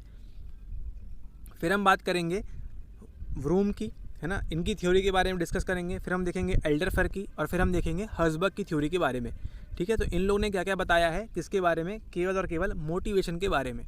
तो आपके सिलेबस में केवल इतना ही पूछा जाएगा, आपसे पूछा जाएगा। तो ठीक है, अब्राहम मैस्लो एंड डेविड मैक्क्लीलैंड बहुत ज़्यादा इंपॉर्टेंट है, लेकिन हम आपको इसके अंदर ये सारी चीज़ें भी कवर कर रहे हैं, क्योंकि क्या होगा जब हम पढ़ेंगे किसके बारे में, जब हम पढ़ेंगे आपकी इंडस्ट्रियल साइकोलॉजी के बारे में। ठीक है, इंडस्ट्रियल साइकोलॉजी यानी औद्योगिक की, मतलब जब हम काम करने जाते हैं किसी वर्क प्लेस में, तो वहाँ पे किस प्रकार का व्यवहार होता है। ठीक है, क्या हमारी ज़रूरतें होती हैं, क्या हमको काम करने का अभिप्रेरणा मिलती है, मोटिवेशन मिलता है, क्या हम जॉब से सेटिस्फाइड हैं या केवल काम किए जा रहे हैं 8 घंटे, 10 घंटे, 12 घंटे। ठीक है, तो आपने भी अपने घर परिवार में ऐसे लोग देखे होंगे, जो कुछ लोग हैं जो अपने जॉब से सेटिस्फाइड है, कुछ लोग नहीं हैं। ठीक है, तो आप इसका एनालिसिस कर पाएंगे आप इन सब चीज़ों को, थ्योरीज़ को समझने के बाद।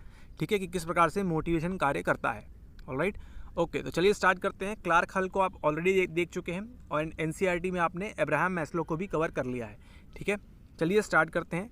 तो आप ये जो स्क्रीन पे तस्वीर देख रहे हैं, इनका नाम है डेविड मैक्क्लीलैंड। ठीक है, इनकी तस्वीर देख के ही लग रहा है कि ये आज के समय के, मतलब ज़्यादा पुराने साइकोलॉजिस्ट नहीं है ये। ठीक है, तो ऐसा हम कह सकते हैं, मतलब फ्रॉइड और कार्ल युंग उतने पुराने तो नहीं है। ठीक है, तो इनकी शक्ल देख के भी आपको लग रहा होगा, है ना, इनके पहनावे भी से आपको लग रहा होगा कि ये आज के टाइम के साइकोलॉजिस्ट हम कह सकते हैं, कुछ वर्ष पूर्व, है ना। ओके, तो इन्होंने सबसे पहले बात की 3 चीज़ों के बारे में, है ना। आपका क्या होगा, आपका होगा यहाँ पे नीड फॉर अचीवमेंट। ठीक है, उन्होंने किसके बारे में बात की, नंबर 1 आता है आपका नीड फॉर अचीवमेंट, मतलब आपको आवश्यकता है उसके बारे में बात करते हैं, है ना। Then need for power. ठीक है, नीड फॉर पावर मतलब आपको शक्ति चाहिए। कौन सी पावर, क्या है आपकी मसल पावर की बात हो रही है, नहीं। ठीक है, और फिर क्या चाहिए आपको, नीड फॉर एफिलिएशन। ठीक है, आप चाहते हैं कि आप अकेले ना रहे इस पृथ्वी पर। ठीक है, तो आपके दोस्त बने, आपके दुश्मन भी बन सकते हैं। ठीक है, तो आप क्या चाहते हैं कि आप एफिलिएट रहें। एफिलिएट मार्केटिंग क्या होती है, यहीं से निकला है कि आपने एक को रिफ़र किया, एंड ऑल ये सब चीज़ें जो होती हैं किसके अंदर होती हैं, ये एफिलिएशन के अंदर। ठीक है, तो इन्होंने बताया कि हमको जो 3 बेसिक ज़रूरतें हैं, बेसिक तो नहीं बट हाँ इसके अलावा भी कुछ ज़रूरतें हैं, उसके अंदर क्या क्या बताया उन्होंने बताया, नीड फॉर अचीवमेंट, ठीक है, उपलब्धि, फिर नीड फॉर पावर, शक्ति, और फिर आपका नीड फॉर एफिलिएशन। ठीक है, इस बात का आप ध्यान रखें।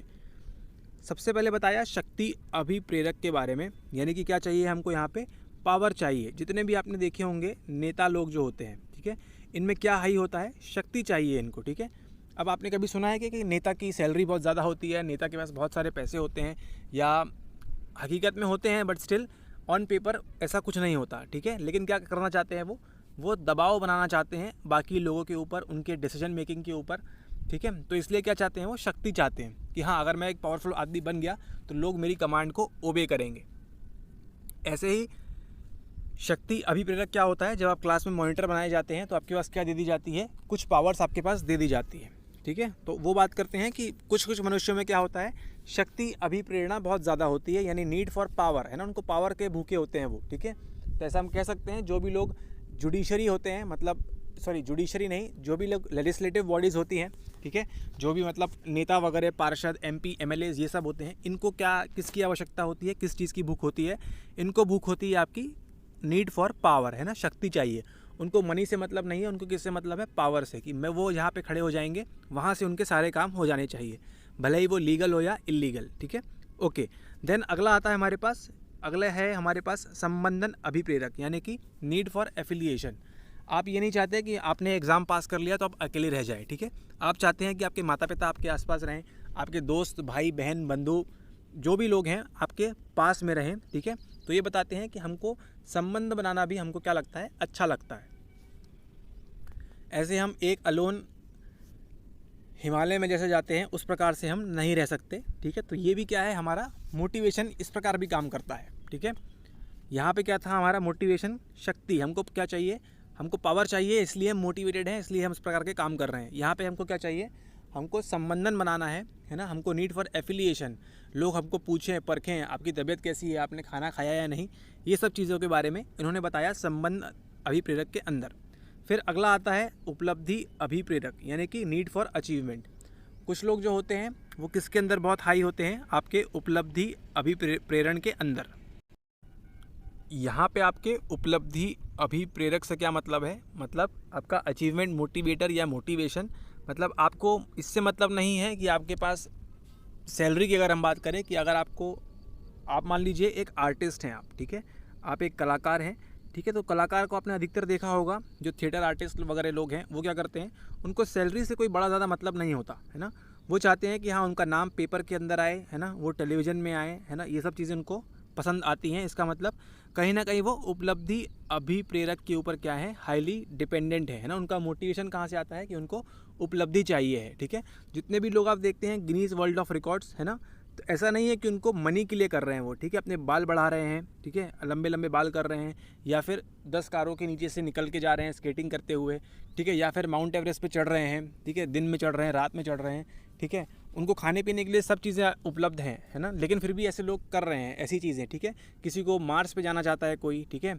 जो आप स्टारलिंक वगैरह देख रहे हैं, तो बताइए उनके पास ना खाने की कमी है, ना पैसे की कमी है, ना किसी भी चीज़ की कमी उनके पास है, लेकिन उनका नीड फॉर अचीवमेंट, वो कुछ अचीव करना चाहते हैं। इस जीवन में आए हैं 50, 60, 70, 80, 100 वर्ष, उनको जितना भी जीवन मिला है, इस जीवन के अंदर वो क्या करना चाहते हैं, उपलब्धि हासिल करना चाहते हैं किसी न किसी प्रकार से। ठीक है, जिस प्रकार से नाजी ने उपलब्धि हासिल की, ठीक है, जर्मनी, हिटलर ने, ठीक है, वहाँ पे, तो इस प्रकार से क्या करते हैं, उपलब्धि चाहिए उनको किसी प्रकार से। ठीक है, तो माउंट एवरेस्ट पे चढ़ना या फिर स्विमिंग करना, मारियाना ट्रेंच जितना हमारा डीप ओशियन में लेवल है उसके अंदर तक जाना, ठीक है, ये सब क्या काउंट होंगे, ये सब काउंट होंगे आपके उपलब्धि अभिप्रेरक के अंदर। इस बात का आप ध्यान रखें। ठीक है, तो जो साइकोलॉजिस्ट थे डेविड मैक्लीलैंड, इन्होंने कहा ठीक है, आपको भूख लग रही है, आपको प्यास लग रही है, आपको सेक्स की आवश्यकता है, इन सब चीज़ों के अलावा भी क्या है आपके पास, आपको पावर चाहिए है, आपको संबंध बनाना है, आपको एफिलिएशन चाहिए है दूसरे लोगों से, है ना, माता पिता, भाई बहन, बंधु, एंड देन आपके पास क्या है, उपलब्धि अभिप्रेरणा है, यानी कि नीड फॉर अचीवमेंट है। ठीक है, तो इस बात का आप ध्यान रखें कि इनके अनुसार हमको इन सभी चीज़ों की ज़रूरत पड़ती है, शक्ति, संबंधन एंड उपलब्धि, need for power, need for affiliation and need for achievement. ठीक है। तो जो मान लीजिए अगर 5,000 रुपये की अपनी शॉप खोल के बैठे हैं, ठीक है, उनको जॉब से मतलब नहीं है, भले ही वो 1 लाख रुपये का पैकेज या फिर 1 लाख रुपये मंथली सैलरी छोड़ के भी लोग क्या करते हैं, वो अपने पैशन को फॉलो करते हैं, भले ही उसमें उनको 5,000 रुपये या 10,000 रुपये मिलता हो, क्योंकि उससे क्या मिलता है, उनको उपलब्धि मिलती है किसी न किसी प्रकार से। इस बात का आपको ध्यान रखना है, ठीक है। तो उपलब्धि अभिप्रेरणा से आपको सवाल देखने को मिलेगा ही मिलेगा, इस बात का आप ध्यान रखें। और अधिकतर मिलता ही है, चाहे वो यूपीएससी हो, चाहे वो नेट का एग्ज़ाम हो, चाहे ये फिर कोई पीजीटी का एग्ज़ाम हो, है ना। इस बात का आपको ध्यान रखना है। तो आई होप ये तीनों चीज़ें काफ़ी क्लियर हैं आपको। डेविड मैकक्लेलन कौन थे, है ना, उन्होंने क्या क्या बताया इसके बारे में, तो इस चीज़ों को हमने देख लिया है। इससे ज़्यादा इनके बारे में हमको कुछ नहीं पढ़ना है, ठीक है। आपको समझ में आ जाएगा कि अगर कोई नेता का एग्जाम्पल है तो किसके अंदर आएगा, वो आएगा आपके शक्ति अभिप्रेरक के अंदर, ठीक है। कुछ लोग चाहते हैं जो एनजीओज़ वगैरह बनाते हैं, ठीक है, एफिलिएशन करना चाहते हैं, वो सब किसके अंदर आएंगे, आपके संबंधन के अंदर आएंगे। एंड देन जो उपलब्धि अभिप्रेरणा, माउंट एवरेस्ट पे जाना चाहते हैं, घर में खाने पीने के लिए सब चीज़ें उपलब्ध हैं, पढ़ाई के लिए सब चीज़ें उपलब्ध हैं, लेकिन क्या करना है उनको, माउंट एवरेस्ट पे जाना है, या फिर उनको कुछ अलग अलग भाषाएं सीखनी है, ठीक है। उसमें उनको क्या है, इंसेंटिव कुछ भी नहीं है वो करने से, है ना, लेकिन उनको क्या मिल रही है, उनको मिल रही है वहाँ पे उपलब्धि, यानी कि अचीव कर रहे हैं कुछ ना कुछ चीज़ें। भले ही वो चीज़ उनके लिए, आपके लिए 1 रुपये के बराबर हो, लेकिन उनके लिए हो सकता है वो 1000 रुपये की बराबर चीज़ हो, उनका जो अचीवमेंट है वो, ठीक है। तो आपके साथ भी ऐसा हुआ होगा कभी ना कभी कि आपको कोई चीज़ अचीवमेंट मोटिवेशन के द्वारा आप क्या होते हैं, ड्राइव होते हैं और उसके पीछे आप भागते हैं। Alright, okay. अब देखते हैं हम नेक्स्ट। ये देखिए यहाँ पे हैं आपके अब्राहम मैस्लो। इनकी तस्वीर तो आपने देखी थी, जो हमने दिखाई थी आपको, खड़े होके स्वेटर पहने थे उन्होंने, बाजू में सफ़ेद रंग के फूल लगे हुए थे, ठीक है। तो इन्होंने कुछ इस प्रकार की बताई है यहाँ पे थ्योरी अपनी, कि जो मनुष्य है सबसे पहले क्या पूर्ण करना चाहिए उसको, अपनी फिजियोलॉजिकल नीड्स पूरी करनी चाहिए, फिर अपनी सेफ्टी सुरक्षा, फिर अपनी सोशल सामाजिक ज़रूरतें, फिर अपनी एस्टीम, है ना, खुद को भी ध्यान देना चाहिए, और फिर अंत में आता है सेल्फ एक्चुअलाइजेशन, ठीक है। तो ये सारे स्टेप्स हैं, number 1, number 2, number 3, number 4, number 5। मतलब कोई भी व्यक्ति है इस प्रकार से वो अपवर्ड डायरेक्शन में जाएगा इस ट्राइंगल के अंदर, इस डायग्राम के ऊपर, ठीक है। सबसे पहले क्या करेगा, अपनी नीड फॉर फूड, अगर खाने को नहीं होगा, है ना, तो लव अफेक्शन का क्या करेगा वो, उसके पास दोस्त भी नहीं होंगे अगर उसके पास खाने के लिए पैसे नहीं होंगे तो, ठीक है। तो इस बात का ध्यान रखें। सबसे पहले ज़रूरतें क्या आएंगी, नीड फॉर फूड, हाउसिंग, रहने के लिए घर चाहिए, रोटी कपड़ा मकान, है ना, स्लीप, सेक्स एक्सेट्रा। तो जैसे ही वो ये सारी नीड्स फुलफिल करता है अपने लिए, अब क्या चाहिए उसको, सिक्योरिटी चाहिए, है ना, मेरा पैसा कहीं पे इन्वेस्ट हो जाए, ठीक है। स्टेबिलिटी चाहिए, मुझे गवर्नमेंट जॉब मिल जाए, है ना, एंड फिर फ्रीडम भी चाहिए, मुझे सैटरडे संडे हॉलीडेज़ भी चाहिए, ठीक है। तो सबसे पहले क्या चाहेगा वो, फिजियोलॉजिकल नीड्स, मतलब कोई जॉब तो मिल जाए जिससे मेरा क्या काम चलेगा, रोटी कपड़ा एंड मकान का कंसेप्ट उसका क्लियर हो जाएगा। जैसे ही रोटी कपड़ा का कंसेप्ट क्लियर हुआ, अब क्या करेगा वो, नखरे दिखाना स्टार्ट करेगा, एंड कहाँ पहुँचेगा, सेफ्टी में जाएगा, कि मैं अपने पैसे जो है म्यूचुअल फंड में कर देता हूँ, स्टॉक मार्केट में लगा देता हूँ, ताकि मेरा भविष्य क्या हो, सेफ़ हो, सिक्योर हो, ठीक है। एंड देन स्टेबिलिटी भी चाहता है वो, कि मेरे को 30,000 रुपये, 50,000 रुपये, 60,000 रुपये, 10,000 रुपये, 2,000 रुपये मंथली इनकम इतनी मेरी बनी रहे, ठीक है। एंड साथ ही साथ क्या चाहता है वो, फ्रीडम चाहता है, मतलब मैं अपने घर को लॉक करके, तिजोरी को बंद करके आराम से यहाँ वहाँ दुनिया में, विदेश में,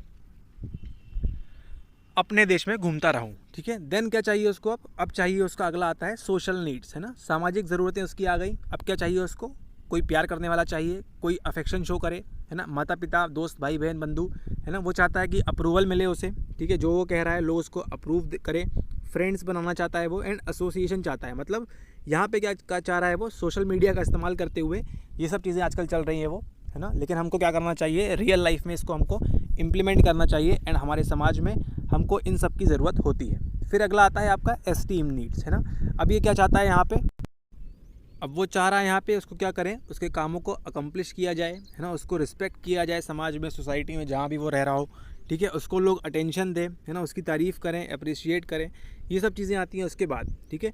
तो आप मान लीजिए जब तक आपके पास खाने के लिए नहीं है, आप अप्रिसिएशन लेके आप करेंगे भी क्या।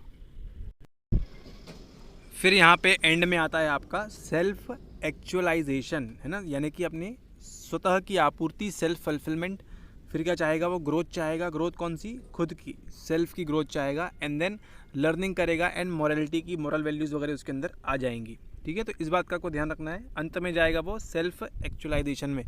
तो अब्राहम मैस्लो के अनुसार ये सब चीज़ें कैसी होंगी, लाइन बाय लाइन होंगी, पहले ये होगा, देन ये होगा, देन ये, एंड अंत में जाके ये होगा, ठीक है। तो क्या हम अंत तक पहुंच सकते हैं, सवाल ये है, नहीं, ऐसा नहीं होता है। हम क्या करते हैं, हम बेसिकली हम इसके अंदर ही फंसे रह जाते हैं, है ना, 1 2 के अंदर मेनली, और 3 के अंदर, 4 के अंदर, है ना। जैसे ही अगर हमारी एक स्टेप गड़बड़ाया, अगेन हम क्या होंगे, नीचे आ जाएंगे। ये वाला स्टेप गड़बड़ाएगा तो अगेन नीचे आ जाएंगे, ये गड़बड़ाएगा तो अगेन नीचे आ जाएंगे, ठीक है। तो इस बात का आपको ध्यान रखना है। कोई भी अगर एक स्टेप में हम क्या होते हैं, हम केवल ये इस तरह से घूमते रहते हैं, है ना, कभी भी यह कंप्लीट होता नहीं है सर्कल, इस प्रकार से घूमते रहते हैं। नेक्स्ट स्टेप तक जाने के बजाय हम अगेन रिवर्स उसी स्टेप पर आ जाते हैं, ठीक है। तो इस बात का आपको ध्यान रखना है। कुछ लोग होते हैं जो यहाँ तक पहुँच भी जाते हैं, ठीक है, डिपेंड करता है अलग अलग पर्सनस के ऊपर। तो आप भी पहुँच सकते हैं, ऐसी कोई बात नहीं है, आप भी जा सकते हैं इस लेवल तक, ठीक है। ऑलराइट, तो यहाँ पे उन्होंने बात की मैस्लो का, क्या कहते हैं हम, आवश्यकता का पदानुक्रम कहते हैं। सबसे पहले क्या चाहिए, HST चाहिए, हंगर, सेक्स एंड थर्स्ट, है ना, शरीर क्रियात्मक आवश्यकता की हमको ज़रूरत है। उसके बाद हमको सुरक्षा की आवश्यकता है, फिर आत्मीयता की आवश्यकता है, लोग हमको क्या करें, प्रेम करें, चाहें, हमको पसंद करें। एंड देन सम्मान की आवश्यकता है, हमको समाज में, सोसाइटी में रिस्पेक्ट हो हमारी। एंड देन अंत में क्या चाहेंगे, जब आप सब लोग आपकी रिस्पेक्ट करने लगे तो आप क्या चाहेंगे, आप बढ़ जाएंगे आत्मसिद्धि की ओर, है ना। अब मुझे किसकी ज़रूरत है, आत्मसिद्धि की आवश्यकता है, और आप चले जाएंगे हिमालय के ऊपर, ठीक है। इस बात का ध्यान रखें। तो हमने कौन कौन सी थ्योरीज़ देख ली हैं अभी तक, क्लार्क हल की थ्योरी देख ली है, अब्राहम मैस्लो की देख ली है, एंड डेविड मैक्लीलैंड की देख ली है ना, जिसके अंदर हमने बात की need for power, affiliation and achievement की, ठीक है। ओके, अब देखते हैं अगला जो एंट्री होगी, ये एंट्री होगी आपके इंडस्ट्रियल, कह सकते हैं हम, है ना, इंडस्ट्रियल औद्योगिक साइकोलॉजी के अंदर ये सब काम आएगा आपको, ठीक है। तो डेफिनेटली आपको हेल्प करेगा। ओके, तो यहाँ पे जो आप दिख रहे हैं सफ़ेद बालों वाला इंसान, ये कोई नहीं, ये कौन है, मिस्टर, ये हैं आपके मिस्टर हर्ज़बर्ग, ठीक है। ये बोल रहे हैं मैं हूँ हर्ज़बर्ग, मेरी बात सुनो। आप लोग क्या 2 फैक्टर थ्योरी पढ़ते रहते हो? अच्छा, नीचे आप बताइए कमेंट करके, या व्हाट्सएप पे बता सकते हैं कि आपने 2 फैक्टर थ्योरी और कहाँ पे सुनी है। 1959 के पहले क्या आपने इसको सुना है ना, कि 2 फैक्टर थ्योरी साइकोलॉजी के अंदर होती है? मुझे तो नहीं लगता होती है, मे भी होती होगी, क्या पता, आप बताइए प्लीज़, है ना। तो इन्होंने क्या बताया, इन्होंने बताया 2 फैक्टर थ्योरी, यानी कि द्विकारक सिद्धांत। अब ये किसका सिद्धांत है, हम क्या टॉपिक पढ़ रहे हैं, हम टॉपिक पढ़ रहे हैं हमारा मोटिवेशन, यानी कि अच्छा, मतलब ये बता रहे हैं कि हमारा जो मोटिवेशन है इसके भी कितने फैक्टर्स हैं, 2 फैक्टर्स हैं। लेकिन अभी तक तो डेविड मैक्लीलैंड ने बताया 3 चीज़ों के बारे में, मैस्लो ने बताया आवश्यकता पदानुक्रम के बारे में, है ना। तो फैक्टर कहाँ से आ गए, ये क्या बात हो रही है, चलिए इसको एक्सप्लोर करते हैं, है ना। ये जो आप देख रहे हैं इंसान, बूढ़ा सा इंसान, सफ़ेद बाल, कोट टाई लगा के बैठा है, ठीक है। हर्ज़बर्ग जो है ये 2 फैक्टर थ्योरी की बात क्यों कर रहा है, इसको तो हमने सुना था बुद्धि के अंदर, है ना, इसको सुना था हमने संवेग के अंदर, बट लेट्स सी ये मोटिवेशन में ये भाई साहब जो है ये क्यों बात कर रहे हैं यहाँ पे, इसको देखते हैं। Herzberg 2 factor theory propose the 2 factor theory of human motivation in the work place. Okay, अच्छा, तो ये कह रहे हैं कि आपका जो वर्क प्लेस है, आप जहाँ पे काम कर रहे हैं, आपका जो कार्यस्थल है, वहाँ पे बोल रहे हैं कि कुछ 2 फैक्टर थ्योरी नाम की चीज़ होती है। वो क्या है, वो देखते हैं। Herzberg proposed the 2 factor theory 1959 में, जब हम में से कोई भी पैदा नहीं हुआ था, of human motivation in the work place. अच्छा, अब ये मोटिवेशन की बात कहाँ कर रहे हैं, जहाँ हम काम कर रहे हैं, वर्क प्लेस में, ठीक है। तो आप सभी को मालूम है कि इंडस्ट्रियलाइजेशन कहाँ से होना स्टार्ट हुआ था, अमेरिका वगैरह से, वहाँ से इंडस्ट्रीज़ वगैरह पनपना स्टार्ट हुई थी। तो बनी बात है, इंडस्ट्रीज तो हमारे पास बहुत बाद में आई हैं। तो तब तक इन्होंने क्या बताया, हमारे पास जब तक इंडस्ट्रीज़ आई भी नहीं थी उसके पहले ही इन्होंने क्या बता दिया कि आपको यहाँ भी अब मोटिवेशन पढ़ना पड़ेगा, ठीक है, ह्यूमन मोटिवेशन, इस बात का आप ध्यान रखें। वो कहते हैं according to his theory people are influenced by 2 factors. अच्छा, तो ये कह रहे हैं यहाँ पे कि जो लोग हैं ये 2 फैक्टर से प्रभावित होते हैं, इसलिए इनको क्या कहा गया है, 2 फैक्टर थ्योरी कहा गया है, ठीक है। तो आज के बाद ध्यान रखिए, आपने 2 फैक्टर थ्योरी कहाँ पे सुनी है, आपने इमोशन में सुनी है, इंटेलिजेंस में सुनी है, और आपने कहाँ सुन रहे हैं आज, मोटिवेशन के अंदर भी हमको 2 फैक्टर थ्योरी देखने को मिलती है, इस बात का ध्यान रखें। सो नाउ 2 फैक्टर थ्योरी, इस बात का आपको ध्यान रखना है। क्या बताया उन्होंने, 2 फैक्टर्स कौन कौन से हैं, उन पर नज़र मारते हैं। Satisfaction and psychological growth are a result of motivation factors. Okay. Dissatisfaction is a result of a lack of hygiene factors. अच्छा, अगर हम क्या हैं, सेटिस्फाइड हैं, है ना, और हमारी क्या हो रही है, साइकोलॉजिकल ग्रोथ हो रही है, ये किसके रिजल्ट है, ये हैं आपके मोटिवेशन फैक्टर्स के अंदर। एंड अगर हम डिससेटिस्फाइड हैं अपनी जॉब से, तो ये किसका रिजल्ट है, लैक ऑफ हाइजीन फैक्टर्स, ठीक है। तो पहले हमको समझना होगा मोटिवेशन फैक्टर्स, मोटिवेटर्स क्या होते हैं, है ना, जो हमारी अभिप्रेरणा को बढ़ाते हैं किसी वर्क प्लेस में, वो क्या होते हैं। एंड देन यहाँ पे बात कर रहे हैं हाइजीन की, है ना, तो ये क्या होता है, इसको भी हम देखते हैं। सबसे पहले देखते हैं मोटिवेटर्स क्या होता है, चैलेंज, आपको चैलेंज किया जाएगा कि आपको ये काम कंप्लीट करना है, ठीक है। इस प्रकार से आपको ए ग्रुप से ऊपर परफॉर्म करना है तो आपके मतलब आपको सैलरी वगैरह में हाइक मिलेगा। इस प्रकार से मोटिवेटर किया जा सकता है, या फिर ऑटोनॉमी दे दी जाएगी आपको जिस प्रकार से करना है करिए, लेकिन आपको क्या करना है, इसको फटाफट काम कंप्लीट करना है। फिर आएंगे आपके इंट्रिंसिक इंटरेस्ट। अगर आपको समझ लीजिए, अगर आपको कोडिंग वगैरह में इंटरेस्ट है तो आपको किस प्रकार का काम दिया जाएगा, कोडिंग वाला काम दिया जाएगा, है ना। अगर आपको फील्ड वाला काम पसंद है तो आपको कौन सा काम दिया जाएगा, सेल्स वाला काम दिया जाएगा, है ना। इस प्रकार से आपको क्या रखा जाएगा, मोटिवेटेड रखा जाएगा, क्योंकि आपका इंट्रिंसिक इंटरेस्ट क्या है ना, आपको क्या रख रहा है अंदर से, इंट्रिंसिकली मोटिवेटेड रख रहा है वो, ठीक है।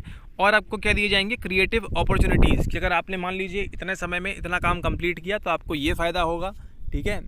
अलग अलग स्कीम्स बता के आपको क्या करेंगे, मोटिवेट करेंगे कि आप ज़्यादा से ज़्यादा काम करिए, इंडस्ट्री को बढ़ावा दीजिए, ऑर्गेनाइजेशन को बढ़ावा दीजिए, तो इससे क्या होगा, आपका भी फ़ायदा होगा, ठीक है। तो ये कौन से कहलाएंगे, ये कहलाएंगे मोटिवेटर्स, ठीक है। तो अगर यहाँ पे आपका सेटिस्फेक्शन है तो ठीक है भैया, लेकिन अगर मान लीजिए कुछ दिक्कत आ रही है तो यहाँ किसकी बात होगी, यहाँ बात होगी आपके हाइजीन की। हाइजीन के अंदर क्या क्या आएगा, इसमें आएगा हमारा पे, कितना हमारी सैलरी मिल रही है, ठीक है। आपने भी डिग्री कंप्लीट की है, सामने वाले ने डिग्री कंप्लीट की है, सामने वाले ने 12th तक पढ़ा है, सामने वाले ने 10th तक पढ़ा है, ठीक है। फिर भी आपका अगर पे बराबर है तो ये समस्या है कुछ लोगों के लिए, ठीक है।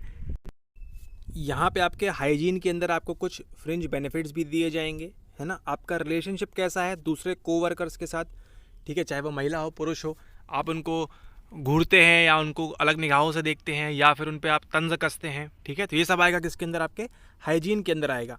एंड देन आपका फिजिकल एनवायरनमेंट कैसा है, ठीक है, उस पर भी डिपेंड करता है, वहाँ पे वेंटिलेशन प्रॉपर है या नहीं, एसी लगे है या नहीं, गर्मी में तो काम नहीं कर रहे हैं आप, ठीक है।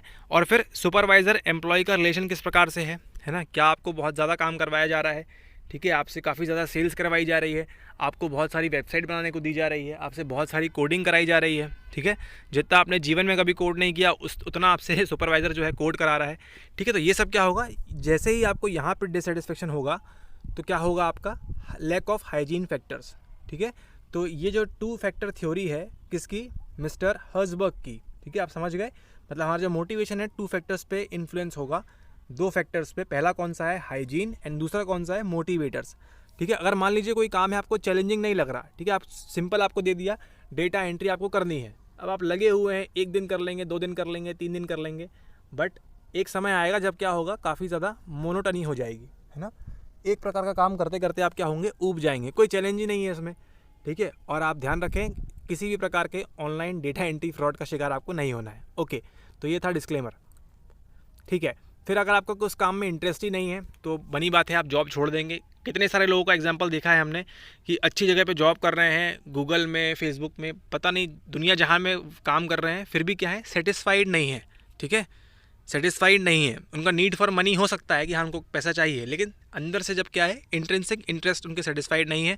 तो यहाँ पे बात करते हैं मिस्टर हर्जबर्ग, जिनके बाल कैसे हैं, सफ़ेद रंग के हैं, ठीक है। और कोई अपॉर्चुनिटी नहीं है, आप लगे हुए हैं, 10 साल से आप मैनेजर ही हैं, आपका डीएम नहीं बन रहे हैं, आप उसके ऊपर पोस्ट पे नहीं जा रहे हैं, तो क्या होगा, ये सब चीज़ें आपको क्या करेंगी, डीमोटिवेट करेंगी, ठीक है। तो आप समझ गए। और मान लीजिए अगर आपको पे नहीं किया जा रहा बराबर से, आप काम कर रहे हैं 70,000 का और आपको पेमेंट किया जा रहा है 10,000 रुपये, ठीक है। इतना सारा काम आपसे करा रहे हैं और पेमेंट के नाम पे आपको क्या दे रहे हैं, 10,000 रुपये दे रहे हैं, ठीक है। कोई बेनिफिट्स वगैरह नहीं है आपको, कोई कॉम्प्लीमेंट्री कूपन्स वगैरह नहीं मिल रहा है, तो आप नाराज़ होंगे, या 20% ऑफ नहीं मिल रहा हमको, या फिर आपको कोवर्कर के साथ आपकी क्या हो रही है, रिलेशनशिप ख़राब है, ठीक है, आप रोज़ जाके आपको उनका ही चेहरा देखना पड़ रहा है, ठीक है। तो इसमें भी क्या होगा, हाइजीन आपकी इफेक्ट होगी, ठीक है। मान लीजिए अगर आप कोई रिलेशनशिप में है, ठीक है, जस्ट सपोज हाइपोथेटिकल एग्जांपल है, आप जहाँ पे काम कर रहे हैं वहाँ पे किसी आप फीमेल के साथ, या अगर आप मेल हैं तो किसी फीमेल के साथ, और फीमेल है तो किसी मेल के साथ अगर आपका रिलेशनशिप है, by chance degree of freedom को मानते हुए, ठीक है, तो मान लीजिए किसी कारणवश आपका अगर संबंध टूट जाता है, वहाँ से एफिलिएशन आपका हट जाता है, तो अब क्या होगा, मान लीजिए आप रोज़ जा रहे हैं एंड देन उसी व्यक्ति को देख रहे हैं जिसके साथ आपने इतना समय बिताया, एंड देन वो सारी चीज़ें आपको मालूम है, ठीक है। तो ये भी क्या करता है, आपको जॉब से क्या करेगा, धीरे धीरे डिससेटिस्फाइड करेगा, अरे क्या रखा है इस जॉब में, मुझे रोज़ उसकी शक्ल देखनी पड़ती है, इस तरह की चीज़ें, ठीक है। फिजिकल एनवायरनमेंट, आप जहाँ कर रहे हैं काम, वहाँ पे 40 डिग्री में काम कर रहे हैं, तो कैसे कोई काम करेगा, आप बताइए, ठीक है। और सुपरवाइज़र एम्प्लॉय रिलेशन ये भी ख़राब होंगे। इसका बहुत बढ़िया एग्जाम्पल है, जैसे ही ये आपने हर्जबर्ग की थ्योरी पढ़ी, इसके बाद हमने एक बहुत अच्छी पिक्चर देखी, हमने कौन सी, उस पिक्चर का नाम है KP। अगर आपको मालूम है तो आप नीचे बता सकते हैं। हर्ज़बर्ग की थ्योरी से चुराया हुआ कह सकते हैं हम जो कंसेप्ट है वो किसके मूवी में डाला गया है, आपकी KP मूवी में डाला गया है। ठीक है, आई सपोज़ कि आपने अधिकतर में से अधिकतर लोगों ने देखी होगी ये मूवीज़ KP। ठीक है, तो वहाँ पे यही सारी चीज़ें काम करती हैं। मज़दूर कहाँ चले जाते हैं, स्ट्राइक पे चले जाते हैं, एंड देन वो सारी चीज़ें होती हैं इस मूवी के अंदर। ठीक है, ओके। तो ये थी आपकी हर्ज़बर्ग की थ्योरी, जिसमें हम बात करते हैं कि ह्यूमन का जो मोटिवेशन है वर्क प्लेस के अंदर 2 तरीक़ों से काम करता है। पहला है आपका हाइजीन और दूसरा है आपका कौन सा, मोटिवेटर्स। ठीक है, ऑल राइट। तो आप लोग को सस्पेंस बना होगा कौन सी मूवी है, हमको भी देखना है। तो उस मूवी का नाम है आपके लिए काला पत्थर। ठीक है, तो अब थोड़ा बहुत अगर आपको सीन याद आए तो जो मज़दूर लोग हैं स्ट्राइक पे चले जाते हैं, एंड देन जो एक मैनेजर होता है वो जाता है उसके ओनर के पास कि आप मज़दूरों की मांग को मान लीजिए, है ना, और इस तरह की चीज़ें होती हैं। फिर हमको ये भी देखने को मिलता है कि वहाँ पे फ़ाइट वगैरह होती हैं, है ना, एक्टर्स के बीच में, वो सारी चीज़ देखने को मिलती है हमको, है ना। जो सुपरवाइज़र और एम्प्लॉय का रिलेशंस था वो ख़राब देखने को मिलते हैं। उनको किसी प्रकार का बेनिफिट नहीं दिया जाता था, बल्कि मौत का भी डर बना रहता था। ठीक है, और मोटिवेटर्स की बात तो छोड़ ही दीजिए। तो बनी बात है, वो जो एम्प्लॉइज़ थे, वो जो वर्कर्स थे उस फैक्ट्री के अंदर, है ना, उस मूवी के अंदर, वो सब क्या होंगे, डिससेटिस्फाइड होंगे। ऑल राइट, तो ध्यान रखिए, सफ़ेद बाल और आपका काला पत्थर। ठीक है, तो मिस्टर हर्ज़बर्ग की थ्योरी है आपकी 2 factor theory of human motivation in the work place. जहाँ हम काम कर रहे हैं वहाँ पे अगर हम मानव अभिप्रेरणा की बात करेंगे तो कौन एंट्री लेंगे आपके मिस्टर हर्ज़बर्ग, जिनके सफ़ेद बाल थे। ठीक है, एंड कौन सी मूवी से इंस्पायर हो गए वो, या उनसे इंस्पायर हो गए मूवी वाले, आपकी काला पत्थर। ठीक है, ऑल राइट। तो इस थ्योरी को ख़त्म करने के बाद हम चलते हैं नेक्स्ट थ्योरी के ऊपर। ओके, तो अगली जो थ्योरी पढ़नी है हमको CG आल्डरफेर के बारे में, क्लाइटन आल्डरफेर। इन्होंने क्या बताया, इन्होंने डेवलप किया आपकी आल्डरफेर्स की ERG थ्योरी। अब ये ERG क्या है, E आएगा आपका एग्जिस्टेंस नीड्स, R आएगा आपका रिलेटेडनेस नीड्स, और G आएगा आपका ग्रोथ नीड्स। तो हम कह सकते हैं ये जो अब्राहम मैस्लो की थ्योरी थी उसी का कह सकते हैं हम, ये इम्प्रोवाइजेशन कह सकते हैं। जैसे आपने देखा होगा ना, किसी मूवी का क्या बनता है, सीक्वल बनता है, पार्ट 1 पार्ट 2, तो उसी प्रकार से हम कह सकते हैं यहाँ पे कि जो अब्राहम मैस्लो जी ने किया उसी का हम पार्ट 2 कह सकते हैं, या थोड़ा सा और डेवलप्ड फॉर्म में आल्डरफर्स की ERG थ्योरी। मतलब उन्होंने 5 फैक्टर्स बताए थे, उन्होंने क्या किया, इसको शॉर्ट कर दिया, एंड क्या क्या किया उसको हम देखते हैं। ठीक है, साथ ही साथ इन्होंने एक और कंसेप्ट दिया आपके प्रोग्रेशन का एंड रिग्रेशन का। ऑलराइट, कि हम सेटिस्फाइड हैं या नहीं, या हमको फ्रस्ट्रेशन हो रहा है, कुंठा हो रही है, ठीक है, द्वंद्व वगैरह हमको मिल रहा है। ठीक है, तो अगर हम सेटिस्फाइड नहीं है तो क्या करेंगे, हम उसको स्ट्रेंथन करेंगे, फिर से उसको मजबूत करेंगे। ठीक है, तो मिस्टर आल्डरफर्स की ERG थ्योरी है, इसको आप ध्यान रखें। ठीक है, ERG थ्योरी के अंदर क्या क्या आएगा, सबसे पहला आएगा आपका एग्जिस्टेंस, जो ह्यूमन है उसको क्या चाहिए, अस्तित्व चाहिए। रिलेटेडनेस, संबंधता, ये भी देखा हमने। एग्जिस्टेंस मतलब आपका फिजिकल एंड ऑल दैट, वो सब आ जाएगा। फिर ग्रोथ चाहिए, वृद्धि भी चाहिए हमको इसके अंदर, यानी ERG, इस बात का आप ध्यान रखें। ERG theory develop by Clayton Alderfer. फिर अस्तित्व के अंदर क्या आएगा, the existence category is concern with the need for providing the basic material existence requirements of humans. ये क्या है, रोटी कपड़ा मकान। ठीक है, आप जॉब करने जाएंगे, वो सब चीज़ें किसके अंदर आएंगी, आपके एग्जिस्टेंस के अंदर आएंगी, अस्तित्व के अंदर आएंगी। देन आपकी वृद्धि होगी। ठीक है, यहाँ पे R होना चाहिए था बट G हो गया है, कोई बात नहीं। The growth category is concern about the desire for personal development. ठीक है, आपकी कितनी स्किल्स डेवलप हो रही हैं, आपकी किस प्रकार से वृद्धि हो रही है, ये बात करेगा आपका इसके अंदर। देन अंत में आएगा संबंधता, मतलब बीच में आएगा संबंधता, आपकी रिलेटेडनेस, कि आपकी इंटरपर्सनल रिलेशनशिप कैसी है, आपके दोस्त A के साथ, दोस्त B के साथ, अपने माता पिता के साथ, अपने और जो भी लोग होंगे आपके जीवन में उनके साथ। ठीक है, तो ये है इनकी R के बारे में, यानी कि आपके रिलेटेडनेस के बारे में। ठीक है, तो ये थ्योरी को हमने और डेवलप किया है आपके लिए एक स्पेशल लेक्चर के साथ। ठीक है, तो उसको भी आप ज़रूर देखिएगा, उसमें हम बात करेंगे ERG थ्योरी को संपूर्ण रूप से, क्या क्या उसके अंदर होता है, क्या क्या नहीं होता है। ठीक है, ऑल राइट। तो इसी के साथ हमने आज के इस लेक्चर के बाद हमने मोटिवेशन की जितनी भी थ्योरीज थी, जितनी हमको पढ़ना है हमारे सिलेबस के अंदर, या फिर हम इंडस्ट्रियल साइकोलॉजी में थोड़ा सा अगर एडवांस लेवल पे जाएंगे तो वो सारी चीज़ें हमने कवर कर ली हैं। ठीक है, ऑल राइट। अब नेक्स्ट लेक्चर में आपसे मिलेंगे, लेक्चर 11 में या 10 में, तो हम डिस्कस करेंगे इमोशन, है ना। इमोशन के लिए जो प्रीरिक्विजिट है उसको आप ऑलरेडी देख चुके हैं। ठीक, नहीं देखा है तो लिंक आपको दे दी जाएगी, आप वहाँ से देख सकते हैं। Darwin, James Lange, Cannon Bard, cognitive, Richard Lazarus, special feedback, common sense theory, इन सबको कवर करेंगे हम, है ना। डिटेल में आप वीडियो ऑलरेडी देख चुके हैं, इनको हम फटाफट से कवर करेंगे क्योंकि इसमें सवाल आता है। ठीक है, तो इन सबको हम कवर करेंगे एंड मिलते हैं आपसे अगले एपिसोड में। Thank you and have a nice day ahead.